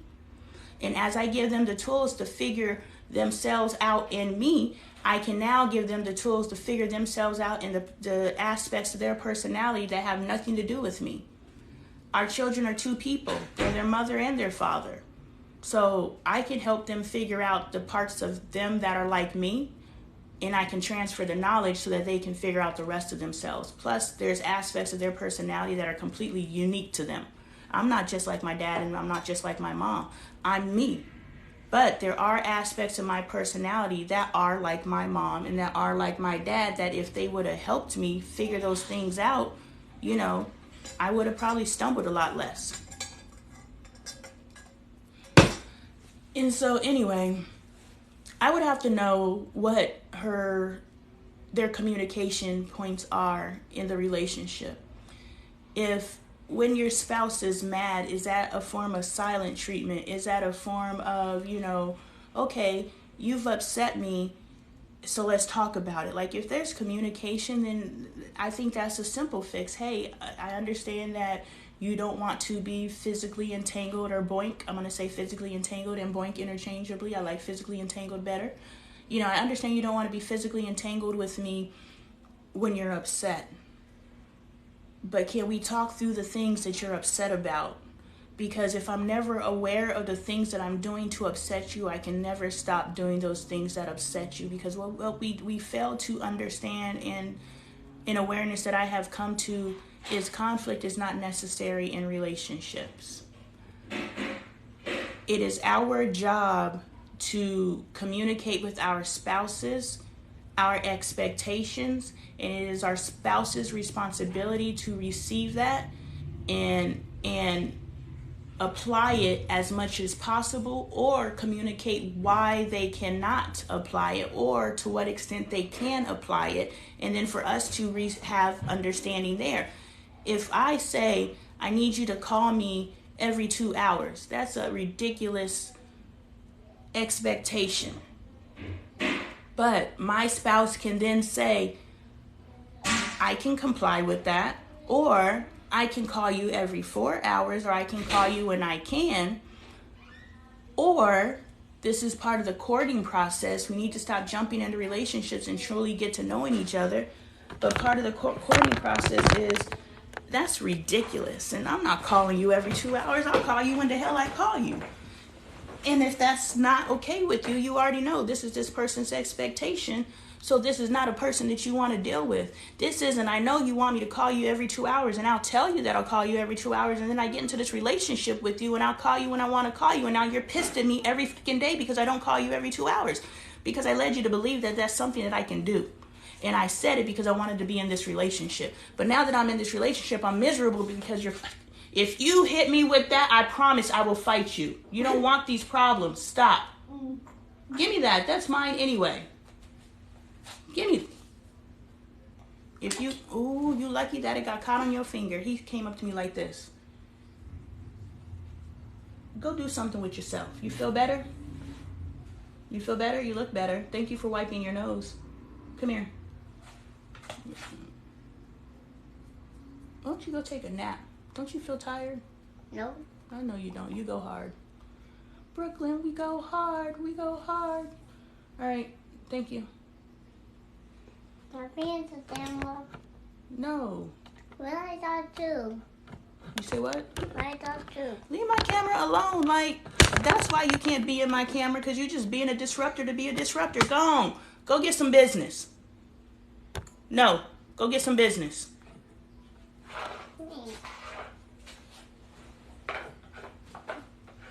Yeah, we have to stop compromising ourselves to be in relationships for the sake of being in relationships, and then we're in these relationships and we're miserable because we're with people who we knew we couldn't. This not being symmetrical is bothering me for some reason. You know, we say what's necessary to get what we want. We don't want this particular relationship so much so as we just want a relationship, and this just happens to be the person that's on the relationship plate right now. And so we agree to all these unrealistic expectations with absolutely zero intent of living up to that. And now we're in a relationship where someone is constantly expressing these expectations that they did express in the beginning. But, you know, we ignored them because we were like, yeah, whatever. I'm just trying to get access to you. And if you say these are your requirements, but also on the flip side, if you're not getting what you want, then why are you there? Which goes back to someone saying that I'm victim blaming by saying that female is the part of the problem. She is a part of the problem. There's a video that I posted earlier. She's a part of the problem because she's allowing these things to happen to her. And I got on the story of me being, okay, I'm tying all my stories together. And I got on the story of when I was a kid, when I was 14 and I was gang-guarded by my peers and they roofied me. And so I can talk about it in the light that I could talk about it because I don't remember it. Everything that I know about that day, somebody told me. You know, so I can... I went over there, but the way that they took advantage of me and those type of circumstances and all that stuff, I am a victim. Now, someone can victim blame by saying you shouldn't have been there, which is what my mom did. I told you not to go. That's victim blaming. I went to a space where I felt safe, and some unsafe things happened there. I didn't choose that. I chose to go to the party. I didn't choose to be gang-guarded. In that respect, I am a victim. You can't call me a victim if... Are there levels to victimization? Sure. There's levels to victimization. But in 2023, with all the awareness we have, like... My 4-year-old knows how to work the TV by himself. My 4-year-old knows how to work my phone. My 4-year-old. So with all the information and technology that is available to us, hey, Carby, how you feeling, friend? With all the information and technology that is available to us in 2023, there is no excuse for anyone to be in any type of abusive scenario and be unaware to the fact that they're in an abusive scenario. Now, I understand if you don't know how to get out, but for you to not recognize a thing is a thing, I'm happy you're healing, friend. For you not to recognize a thing is a thing, that's a choice. For you to choose to stay in a circumstance that you know isn't right is a choice. And the thing is, we choose to stay in circumstances that aren't right because we think they're right. We don't know what anyone's lens and perspective is. You know, getting hit over the head with a pillow with that amount of force might be a step up from what she's used to. But she's choosing that. She is not a victim in my eyes. Maybe tomorrow she will be, but today she's not. Because if we classify people who choose victimization to choose to be victimized with people who do not choose to be victimized, i.e. being gang ganged by their peers, I didn't choose that. I chose to go to a party. She chose to sit in that chair and let that man hit her over the head the way that he hit her with the pillow. We are not the same. Are we both victims? No, she chose. She chose to get down on her knees and let him pour milk in her mouth like that, and let him dip a cookie in her mouth, and let his friend dip a cookie in her mouth, and him write the caption, "Oh, he must not know where her mouth has been." She chose. We are not the same. She is not a victim. So for everybody to be like, "Oh, you're victim blaming," everybody's not a victim. Just because you end up in a negative circumstance does not make you a victim. It just means that you chose wrong. Choose different. It's okay. Yo, close my door. You already know what you're doing. Cut it out. I made a lot of choices. That I shouldn't have made. And a lot of those choices put me in circumstances that weren't preferred. But that does not make me a victim. That means that I made some bad choices. And like someone said earlier, they're good with the BS. The BS made them who they are today. I agree. The BS made me who I am today. The BS grew me up. But I don't have to carry that BS through my life. I used that BS for the time that it was necessary to get me to where I needed to be. And now I can drop that BS off. The problem is we choose to carry that BS through our lives. We continue the bad attitude. We continue the chip on our shoulder. We continue all these things because we pick them up. We pick this BS up as we're going, bag lady. Yes, we're putting all this stuff on our back and we're like, okay, this is a tool that's necessary in order for me to get through this. I had to be a bitch. Why? Because I was being bullied. I was being treated like crap. I was being, all these different things that were happening. So I had to get some tough skin. I would be minding my business on the bus to school or the bus ride home, and this is the city bus. On the city bus, minding my business on the way home, and the little girls that went to school with me, they would be on the city bus. Like they carried their bullying behavior from the school onto the city bus until they got off the bus. So I had to deal with these bitches from school, 7 a.m. in the morning till 5 p.m. at night when they got off the city bus. I had to become a bitch. I had to become quick-witted. I had to be able to say that stuff. But I don't have to be that person now. So yes, that BS was necessary and it taught me how to talk shit. But why am I talking shit to my husband? Why am I talking shit to my kids? Why? So it's okay to pick up the tools and the skills necessary to survive your current environment. But when that environment is no longer your environment, put that shit down. And it's the awareness of it all. That little girl, and I call her a little girl because I'm a grown-ass woman. That little girl who got hit over the head with that pillow and is over there doing this, she's building a wonderful platform off of slutting herself off, and it's fine. I slutted myself in my 20s too. I understand. The difference is there were no cameras when I was out there living my best life. But hey, I was going to say, if you could get paid for it, do what you do. However you build your brand. I called myself a schmodel. I wasn't a model, I was a schmodel. Because I was trying to get my Melissa Ford and, Gloria, whatever on. I was trying to be like those chicks. But I never took off. Good thing it never took off. Lord Jesus, could you imagine my ass in a Smooth magazine ad? I'd be proud of it. My ass is out there. I tried to scrub it from the internet. I posted my butt all over MySpace.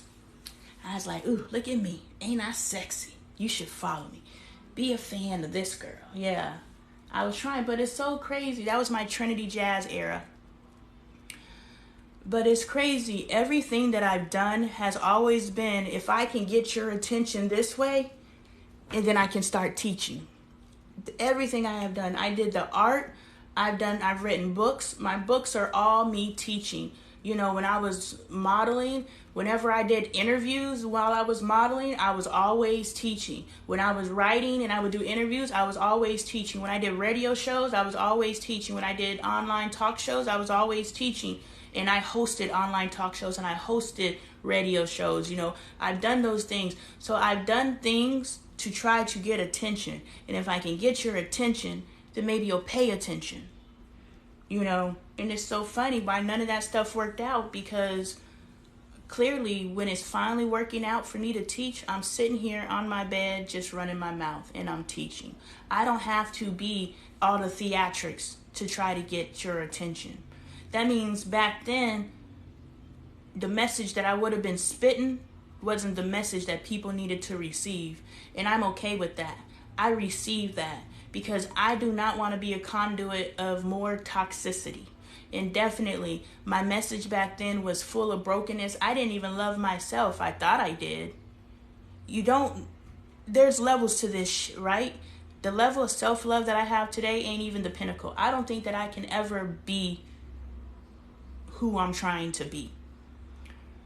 And what that means is I can always be better. I can always be a better version of myself. And the way that I am, you know, cycling, I can't think of the word that I'm thinking right now, but the way that I'm just like evolving, I evolve like this now.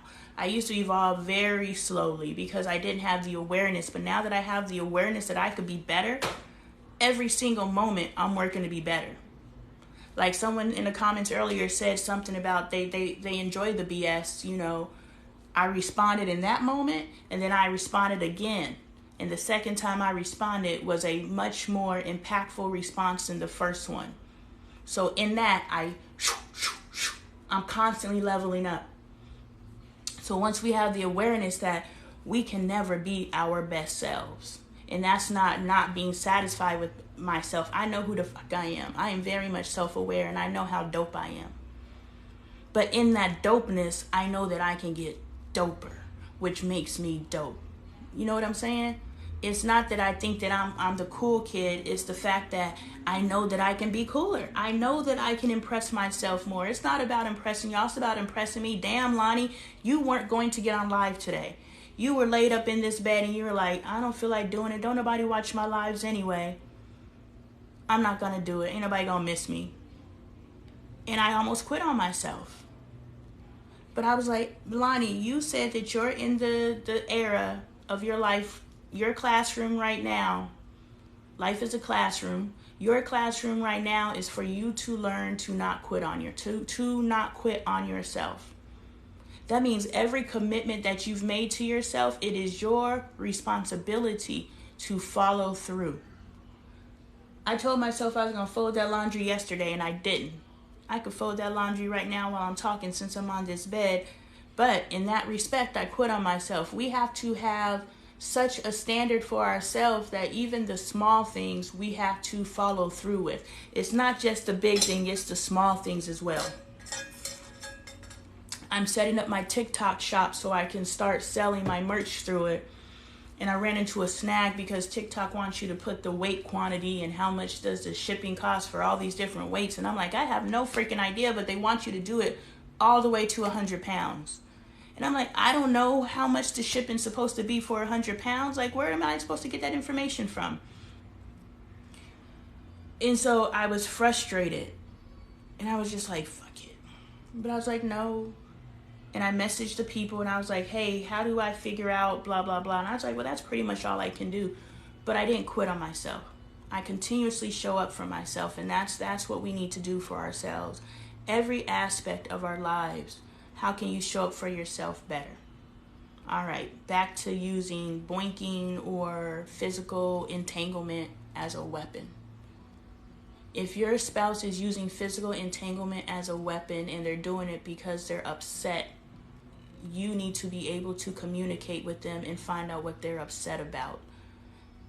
If they are not allowing you the space to communicate with them, then I would, and I'm not a proponent for divorce, but I am a proponent for, if you are in a relationship and there is no communication, everybody says communication is key in a relationship, and I agree. I just say open and honest communication, because people are talking all the time, but are they sharing their truth? Very few people are honest with each other. And I know there's a lot of people who are married to people that they cannot be honest with. So if you are married to someone that you cannot be honest with, therein lies your first problem, because communication and patience and understanding are key in relationships. Why do you have your dad's shirt? Go put that into dirty clothes, please. I don't understand what you just said, but put the shirt in the dirty clothes, please. What is it? Where is it going to go at? There's dirty clothes everywhere because the washing machine's broken. Go find a pile and put it in. No, those are clean. You know they're in, yeah. Put them in that laundry basket out there. Put it in the laundry in the bathroom. So if there's no communication in your relationship, and it says in relationships, the key in relationships is communication, which I agree with. I also believe that there's understanding. You have to have understanding in order for a relationship to be functional. I.e., when someone communicates to you, you actually receive what they're communicating to you. You're not responding to now tell them what your space is. You're responding to create understanding of what their space is so that you guys can cohesively work together. The aim in any relationship is to figure out how you can effectively work together, and not work together with underlying resentments. No, let's talk about those resentments so they can dissipate. We should not have all this stuff on the underneath the foundation. Our foundation can't have all these different things and these resentments and all these different things down here that are going on, but we refuse to talk about them because I'm not a talker. We refuse to talk about those things because, you never learn how to effectively communicate. So when somebody asks you to communicate, somebody asks you to express emotional intelligence and to be able to talk about your thoughts, you get upset. You get upset not because, hey, welcome back. You get upset not because they ask you to talk. You get upset because you don't know how to talk. We really are crippling our sons. We are crippling our sons because we look at talking as a girl, trait. It's a female trait. When a guy talks a lot, oh, you acting like a female. But if we expect our men to be these strong, silent types, and then we have these men who don't know how to communicate, we taught our boys not to talk. So now we have men who don't know how to talk.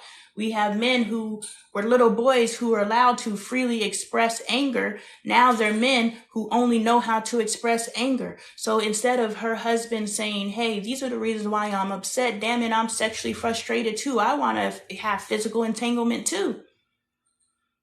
But my anger is preventing me from doing that.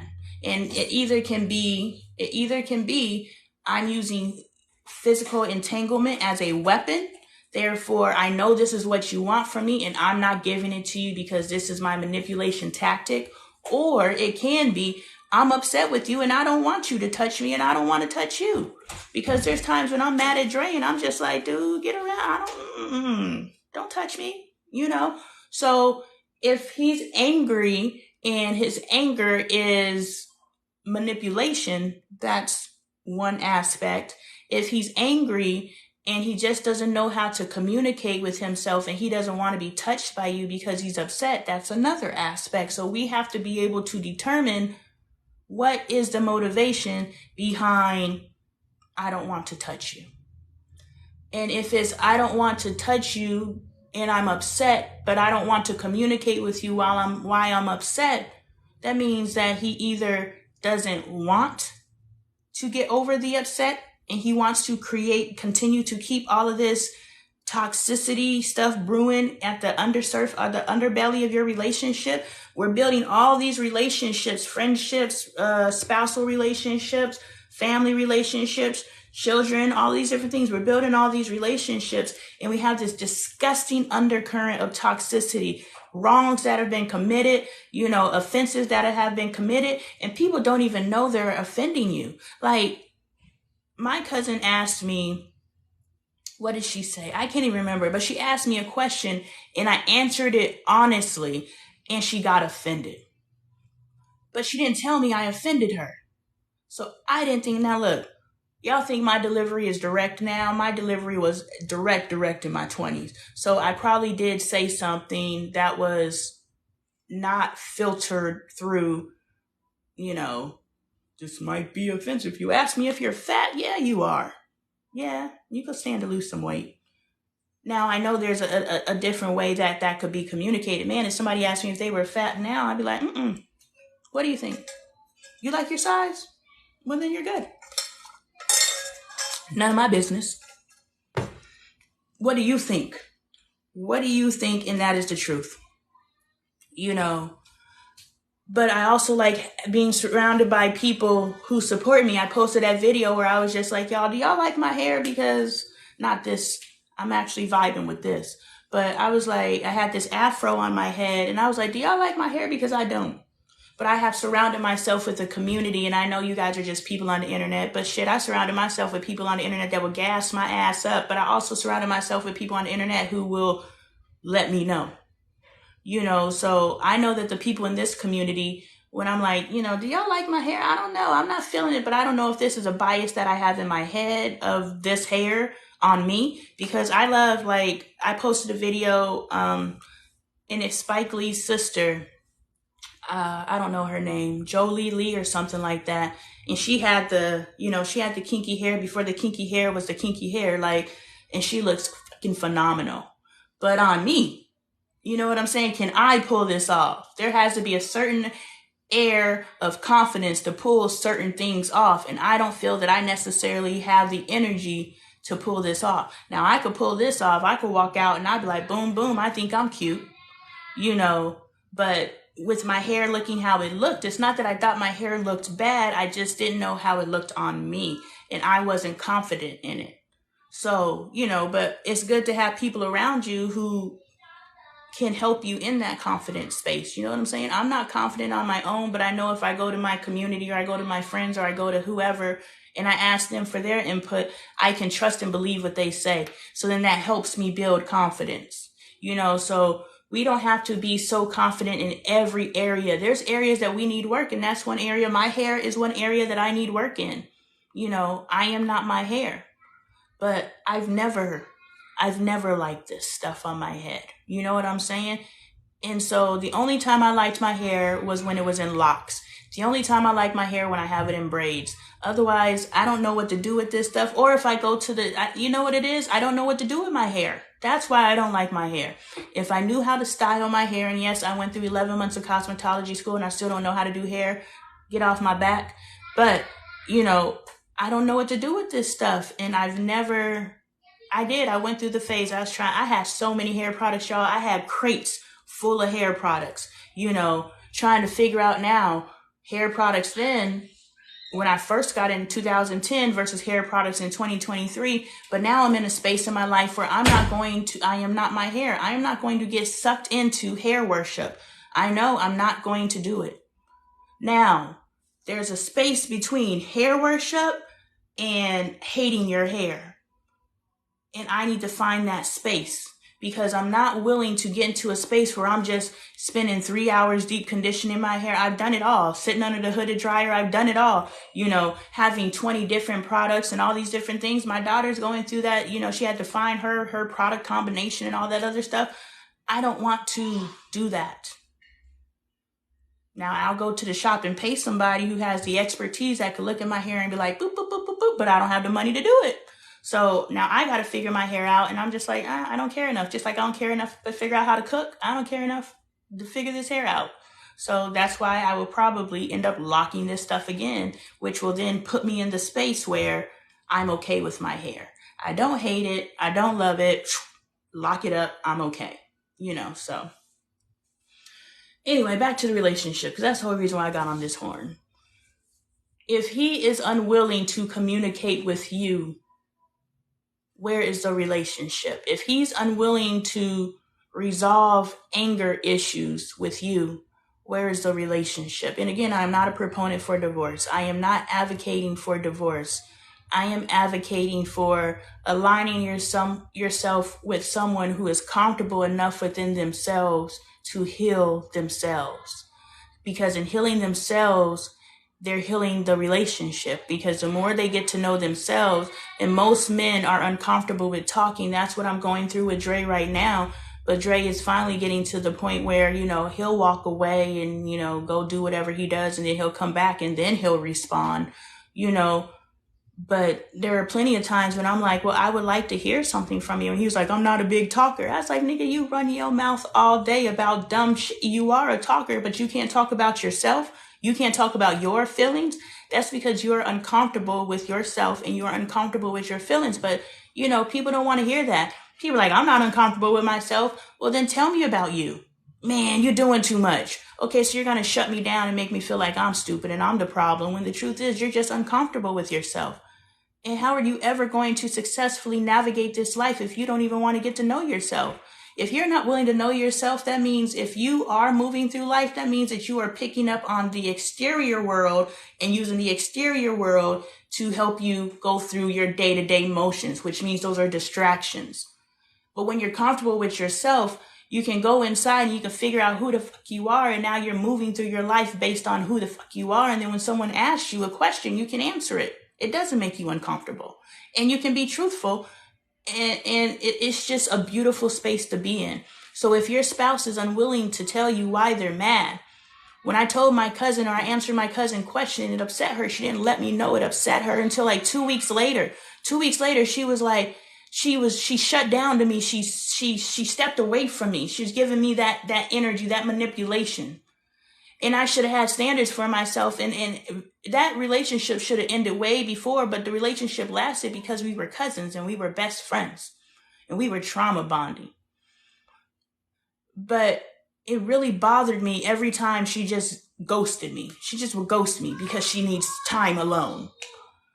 And I should have set standards for myself and was like, this isn't the type of relationship that I want to maintain. This isn't the type of friendship that I want to maintain. So in the closure aspect that I talked about earlier in this live, closure, hey, cousin, I don't like when you shut down and ignore my calls, ignore my text, and pretty much just disappear. And I understand that's something that you need to do to be okay. I understand that. But in doing that, you have no understanding for me, no respect for me. You aren't just sending a quick text back, because I bet you if that nigga texts you, you would respond to him during your silent I need to be alone treatment or moment. But you can't respond to me and give me the basic respect. You'd be like, I'm doing my isolation thing, and I'll be like, boom, let me know when you're back. You can't give me that. So you can't even bend in your requirements for yourself to align with what I need in this friendship, which is basic communication. You can't do that for me. So I'm over here creating all these narratives in my head. So I should have had standards for myself that was like, hey, this is the way that I need to be treated in this relationship. And if you can't give me something, I'm out. We accept mistreatment in our relationships. So you can't sit here and say that I'm victim blaming someone who accepts mistreatment. You know what I'm saying? No, you accepted that. How are you a victim? Like, someone really explained that to me. If you accept something, how are you a victim? Even if you don't have the awareness, once you have the awareness, then you remove yourself, and now you're like, oh, I was victimized all those years. No, you were just unaware and you let some shit happen. And like somebody said earlier, the bullshit helped save them or helped shape them. Yes, that BS that you went through, you can carry it as trauma, or you can use it as fuel to help evolve you to the next level, because you know what to look for going forward. I will never have a friend who ignores me for prolonged periods of time. I'm good. I don't need your friendship that bad. I don't need you to treat me like shit in hopes for the next time that we get together and have a moment. Moment, bullshit, bullshit. Moment, bullshit, moment. No, fuck those moments. I don't need to go through your bullshit to get to moments. I need to surround myself with people who give me moments. And when you on your bullshit, communicate and say, hey, you know, I'm having a moment with myself. You're going through whatever. And I could be like, boom, thank you for communicating. Let me know when you're ready. Let me know when you're back. Let me know when you're back online. You know what I'm saying? That's it. We don't communicate. And that's normal. Like Bailey is going through the same crap that I went through, that probably went through the generation before, went through the generation before, went through the generation before. Why can't we communicate? Like, that's so stupid. That's like one of the basic fucking functions. Opening your mouth and saying something. The only reason why we can't communicate is we have never been able to become comfortable with speaking our truths. Why not? Where did the ball get dropped? Where did the ball get dropped with our inability to be ourselves openly? Some of us can't even be ourselves privately. Where did the breakdown happen? I'm just saying. So, if you're not able to communicate with your spouse and figure out what they're angry about, then I don't think there's any way to work around that. But if you and your spouse are doing the work and it's just a matter of getting them comfortable with communicating their thoughts and ideas and speaking, you know, their truths, because a lot of our men aren't comfortable speaking their truths. They hold it all in. That's why men die before women. That's why men die before women. This is all a theory. I don't know the science, but this is why men die before women. That's why black men die, because black men are literally taught to shut their mouths and hold it all in. And you don't think that shutting your mouth and holding all that in is killing you? Like I said earlier in this live, I had a job that stressed me so much that my arm would tense up and literally stay in an L. And as the week progressed, my arm, I could slowly straighten it. And by Friday, I could straighten my arm. And Saturday, I could be like, hey. And then Sunday, my arm was back like this. And I was like, this stress is physically manifesting in my body. I lost a hand palm size hair. This stress is physically manifesting in my body. And I can see it. Okay, but what is manifesting inside of our bodies that we can't see? You know what I'm saying? I was blessed to be able to see that this job was killing me, and I could disassociate myself. It is horrible. I could disassociate myself from this job that was killing me. As soon as I lost that job, boom, bitch was free to move. Hair grew back, you know, but, you know, our men, they're silent. And yo, I watch my old videos. Because I'm putting them in playlists. I look so sick, y'all. I was so bloated. I was so just, oh my God, I looked bad. Even though I thought I looked good, now that I've looked like this, I looked bad and I looked sick. Literally, what I was putting inside of my body was seeping out of my pores. It was gross.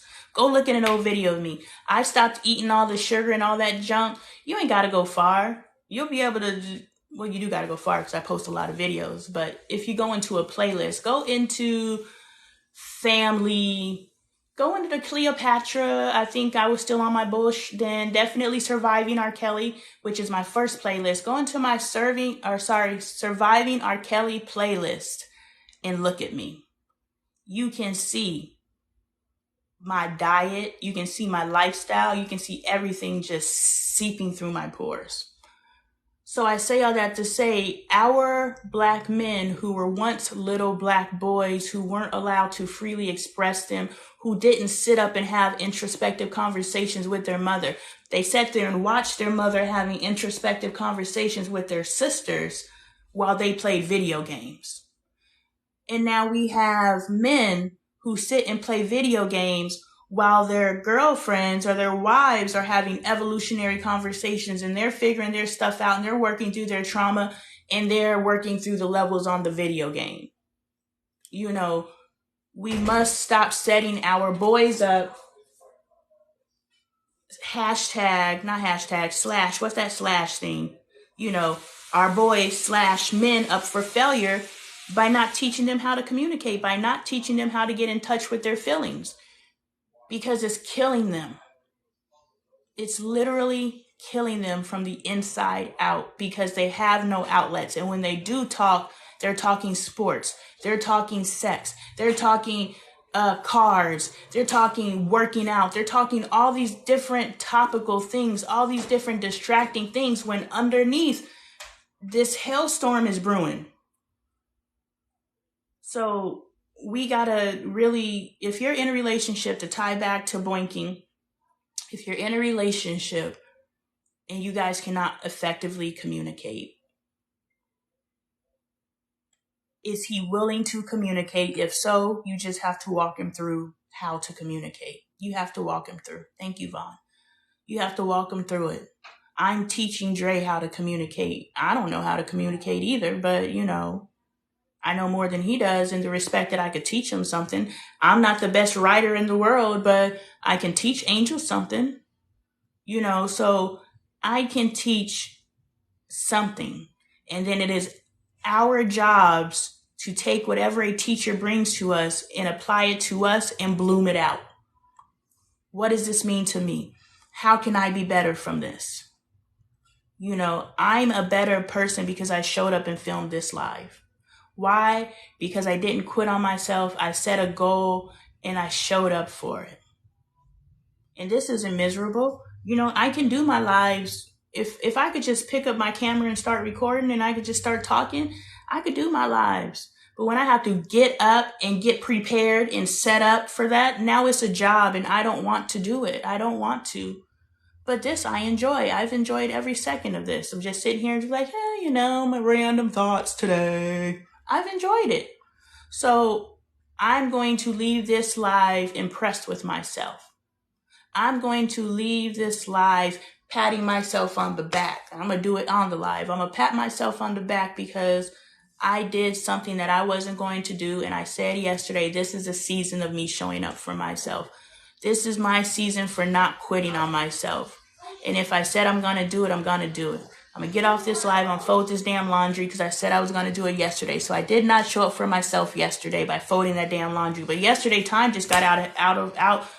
The timing of these lives, I don't want to do them early in the morning. I don't do them late at night because most of you guys are on the East Coast or wherever. So 6 p.m. for me is good for me, but it's like 9 o'clock for y'all. Dre keeps texting me, so I may have to pause this real quick because he needs some information right now.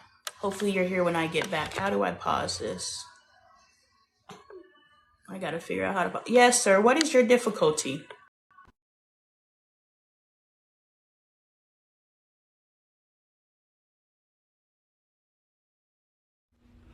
All right. Sorry about that. He is... Sorry. There's a new salon suite that opened up. It's funny. The salon suites that opened up are right outside of where Dre's shop used to be that he worked in. So he was at a shop, and in this shop's day, like, he was working. And when he, first of all, the person who was running the shop was all about the money, all about the money, all about the money. I think booth rent was up to like $350 a week at this point. So whatever 350 times 4 is, that's what he was paying to be in this shop. And they weren't getting anything. They didn't have cable. They didn't have nothing. They were just pretty much a chair to cut. And so Dre has always talked about, I'm going to open my own thing. And so he opened his own, he got an opportunity, and there was another barber there that he vibes with. So, they both left together. But the timing of it was when the owner of the shop was in jail for a DUI. And so the owner is in jail, and so Dre can't give a 2-week notice or give him a heads up or anything, because all of this is happening. The suite became available in this time. Divine timing. We who use our brain understand how things work. Niggas don't use their brain, so they're just like, oh, you shady. No, the suite opened up at this time, so I had to move or lose the suite. And it just happened to be when this nigga's in jail. How about you stop drinking and driving? How about that? And I'm not judging it because my husband, but whatever. Give that nigga angel wings. But anyway, you know, he's in jail. Dre can't communicate. And so him leaving the shop is this big, huge drama. It's this big, huge drama. And now there's a suite that opened. So here's the shop and here's the suites. So like 10 steps.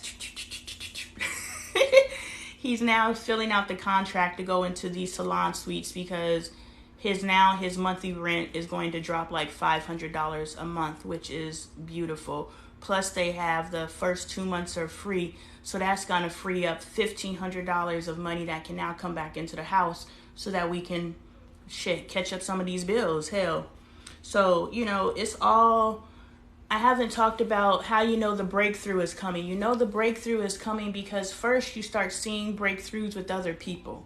If you are in a storm and you want to see the sunlight, you can't just wait for the sunlight to show through for yourself. You have to see the sunlight showing through for other people. That's why we should not be jealous of others. When we see other people doing good, if we are doing the work, if we're not doing the work when other people are doing good and we just sitting on our couch scrolling being haters, then it ain't gonna happen for you because you ain't putting nothing out there.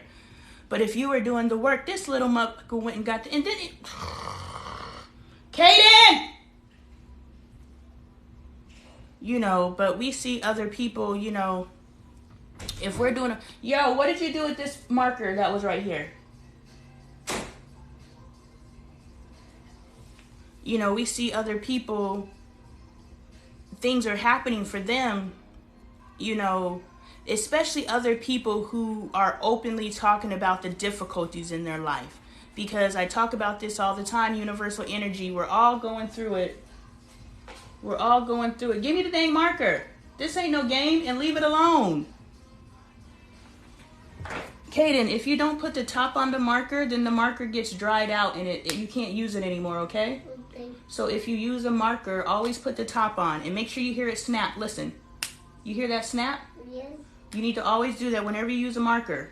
Make sure you put the top on so somebody else can use it, okay? Okay. But I want you to stop using markers because you have a marker on your face, which means you're not using it correctly. You can go.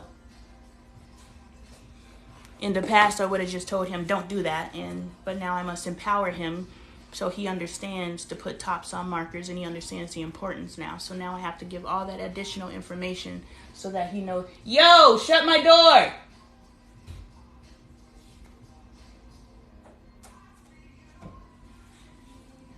Anyway, so, you know, universally, we're all going through it. Everybody is going through it. They're experiencing whatever they're going through. It doesn't have to be financial. It could be emotional, spiritual. It could be relationships. It could be whatever. You know, everybody's going through it. My friend just posted, you know, she drove however far she had to drive on a tire that was losing air, but she didn't realize it till she came home or she came out the next morning and her tire was flat. And now she has to somehow get 4 new tires. And then my other friend chimes in. She's like, I'm driving on a bald tire right now, too. And y'all already know what happened to my tire. You know, so we're all going through something. And what is it? The darkness, the dark dawn. I don't know what the book is called. I tried to read it, but I didn't get it. But what the premise of the idea is that you have to go through the darkness in order to get through the light. The darkness is necessary. Now, the difference is the perspective while you go through the darkness. Because while you're going through the darkness, I'm going through the darkness right now, but it doesn't look like it. I talk about it, and that's the only reason why you know that I'm going through the darkness. But we're all going through it. Is how we choose to go through it. And how we choose to go through it determines the amount of growth opportunity there. Because the reason why we're going through it is because this is a classroom and we need to learn something here. But if we choose to focus on the thing we're going through and not focus on what can I learn from this because I don't want to be here again, you know, we're going to go through it again. Same but different. And we won't recognize it then either. And we won't recognize it then either. And then we won't recognize it then either. I'm going to recognize this and I'm going to recognize it before it shows up. Because I'm not going to be here again. But, you know, you start seeing the breakthrough when you see things happening for other people. So people start posting, oh, this great thing happened for me, and oh, this great thing happened for me, and oh, this great thing happened for me. And you're like, yes, finally, great things are starting to happen. And I'm just giving thanks for the great things that are going to start happening for me. So Dre called me all excited yesterday, and he was like, oh, those salon suites over there, blah, blah, blah. They're offering this great move-in package and blah, blah, blah. And I'm like, you gonna do it? And he's like, hell yeah, I'm gonna do it. I was like, all right, congratulations. So the breakthroughs are coming, the breaks are coming, and I know, give thanks. One thing I learned in Jamaica, give thanks. I've heard it my whole spiritual journey, gratitude, gratitude, gratitude.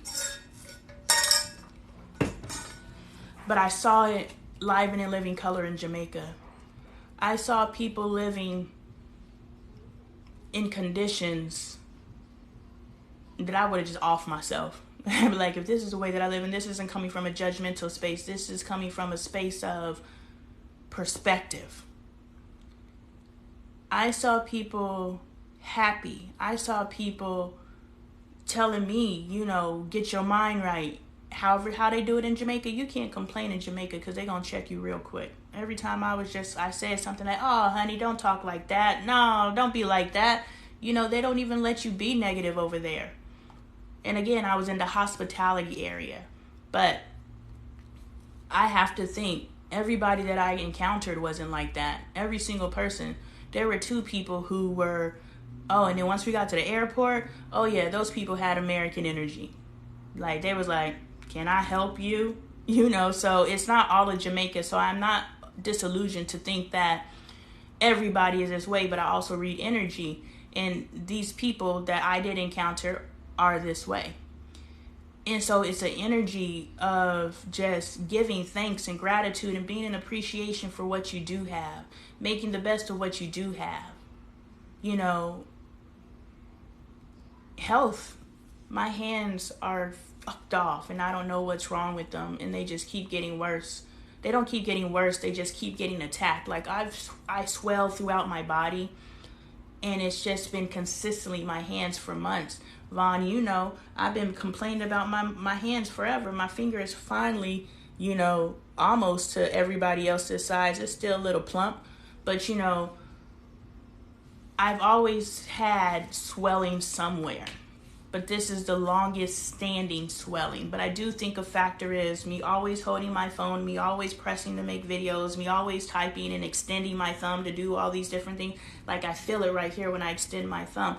But I need my hands. How can I do my job without using my hands? How can I do this without using my hands? So trying to figure out, I told Dre today I need a stylus so that I can and develop a different methodology and stop being so, heavy-handed. I hold everything so tightly.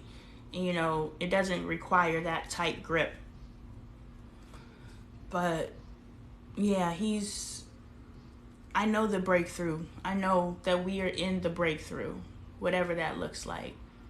I'm in the talks of selling a piece of art, and bringing in money from my art and all these different things, so the breakthrough is here. So if you're watching this and you're going through this time space that we are all going through, know that the breakthrough is here.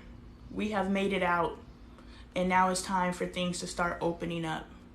And this because it's opening up for other people, and it's going to start opening up for us too. So get excited and give thanks. That's the one thing I saw gratitude being lived out in Jamaica. And I was like, oh, okay, boom. We over here in America complaining. I'm sitting in an air-conditioned house, with electricity and fans and running water. All the things I take for granted. And I know we listen to the little YouTube videos. Thank you for my health. Thank you for my health. Thank you for the sun. We listen to the little YouTube stuff, but it ain't till I experienced people who don't have what we what I take for granted, that I actually realize what it is to give thanks. So every day that I sit down at my altar, I'm like, you know what? I just give thanks. I give thanks that I'm alive. I give thanks for my health because I know it's not guaranteed. I give thanks for my family's health. I give thanks for my eyes. I give thanks for my hands. I give thanks for my ability to think. I give thanks. I give thanks for the simple reason, or the simple fact that I'm able to come and sit here and give thanks. And I don't know what today holds, but I know that today is going to gift me with something so beautiful, and I'm thankful for that. So I learned that in Jamaica. And then my last 8 minutes, if your spouse isn't willing to communicate, then you don't even have the basic requirement in a relationship for a relationship to be successful. If your spouse needs to learn how to communicate and they're open to you teaching them how to communicate because you both are learning how to effectively communicate together, then you got a spouse that you could work with. And you can communicate to your spouse and you can say, hey, when you shut down to me physical interactively, I don't want to say the S word because I don't know if that's I don't want my live to get banned and then I got a restriction, a community violation. I really should go read up on the words I can and can't say on TikTok. I should empower myself instead of, I don't know, victim. No, go and empower yourself and figure out what you can and can't say on this app. It's real simple. There's a video out there. Anyway, when you deny me that, it makes me feel this way. Well, I deny you this because I feel this way. Oh, okay. Well, now that you have communicated with me how you feel, then we can work with that.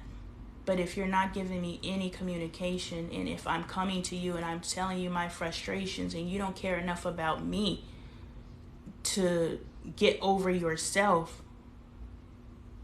to help me, get through this space, then you don't care enough about me. And that's something to be received. We can't be with someone who is so out of touch with themselves and so selfish, and so out of touch with you that they can't do what's necessary for you to be okay. Basic stuff. Physical entangling. Like, that's basic in relationships. Now, Dre wants me to be energetically, meow, every time we do it. And I'm just like, no, I don't want to be Catwoman every time we do it. I don't want to be, and I say Catwoman because cat women are sultry and, sexy, so he wants me to want it every time that he wants it. And that's not energetically realistic, but I am available to him. Can you get up? Like, let's go. But to just completely deny your spouse something that they need, but you want your spouse to give you what you need. Y'all just are coexisting. And we have to determine if this is the space that you guys are coexisting in, if this is what you want. Are you okay? Because I was okay. I love Dre. Dre is my best friend. And we have good times, but our energy was off. And even though I threatened divorce energetically, and that's why I talked about that earlier, we teach people how to treat us. And Dre knows once I get to the point where I'm saying, you know what, it's us or divorce, I'm tired of this stuff. He knows that's when he needs to move. He's never seen what's on the other side of me saying I'm going to get a divorce. And I don't use that as a threat anymore. It used to be my threat. But now, when I said it this last time, I was just like, you're over here and I'm over here, and I don't want to live like this. I don't want to be in this space. So if we can't somehow figure out how to come together, we're going to have to separate, because that means our season is over. And it could be your season is over. I'm not saying that it is, but if you guys cannot communicate, if your spouse is unwilling to do the work to evolve and catch up to where you're at, and we have to have compassion and understand if our spouse is evolving, they may not be evolving at the same level as we are. Especially, I've been on my spiritual journey since 2012. Dre is just now becoming open to evolution and awareness. And a spiritual journey is completely different than doing the physical world work. I've done all this, spiritual stuff, which is the first requirement, but it's not the only part, so I've done all of this spiritual work in order to be okay on the spiritual side, and that's the first half. The second half is the physical work. Now that you have the connectivity to understand, how to navigate this, now you got to figure out how to navigate it. So, yeah. Maybe go on a vacation with your spouse. Go get 3 days at least out of your normal circumstances with your spouse and watch them. Don't tell them. Just watch them and see how they really evolved and changed. If they're doing the work. If they're not doing the work, then it is what it is. But if they're doing the work, then you guys just have more work to do. But, I don't know. I'm not in your relationship. But pick up your sister support. Boom. Merch at LoneeTaylorArt.com. I have t-shirts. I have books.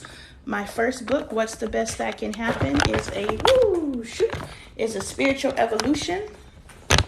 Gotta get my book. I can't do this whole live and not let y'all know who I am.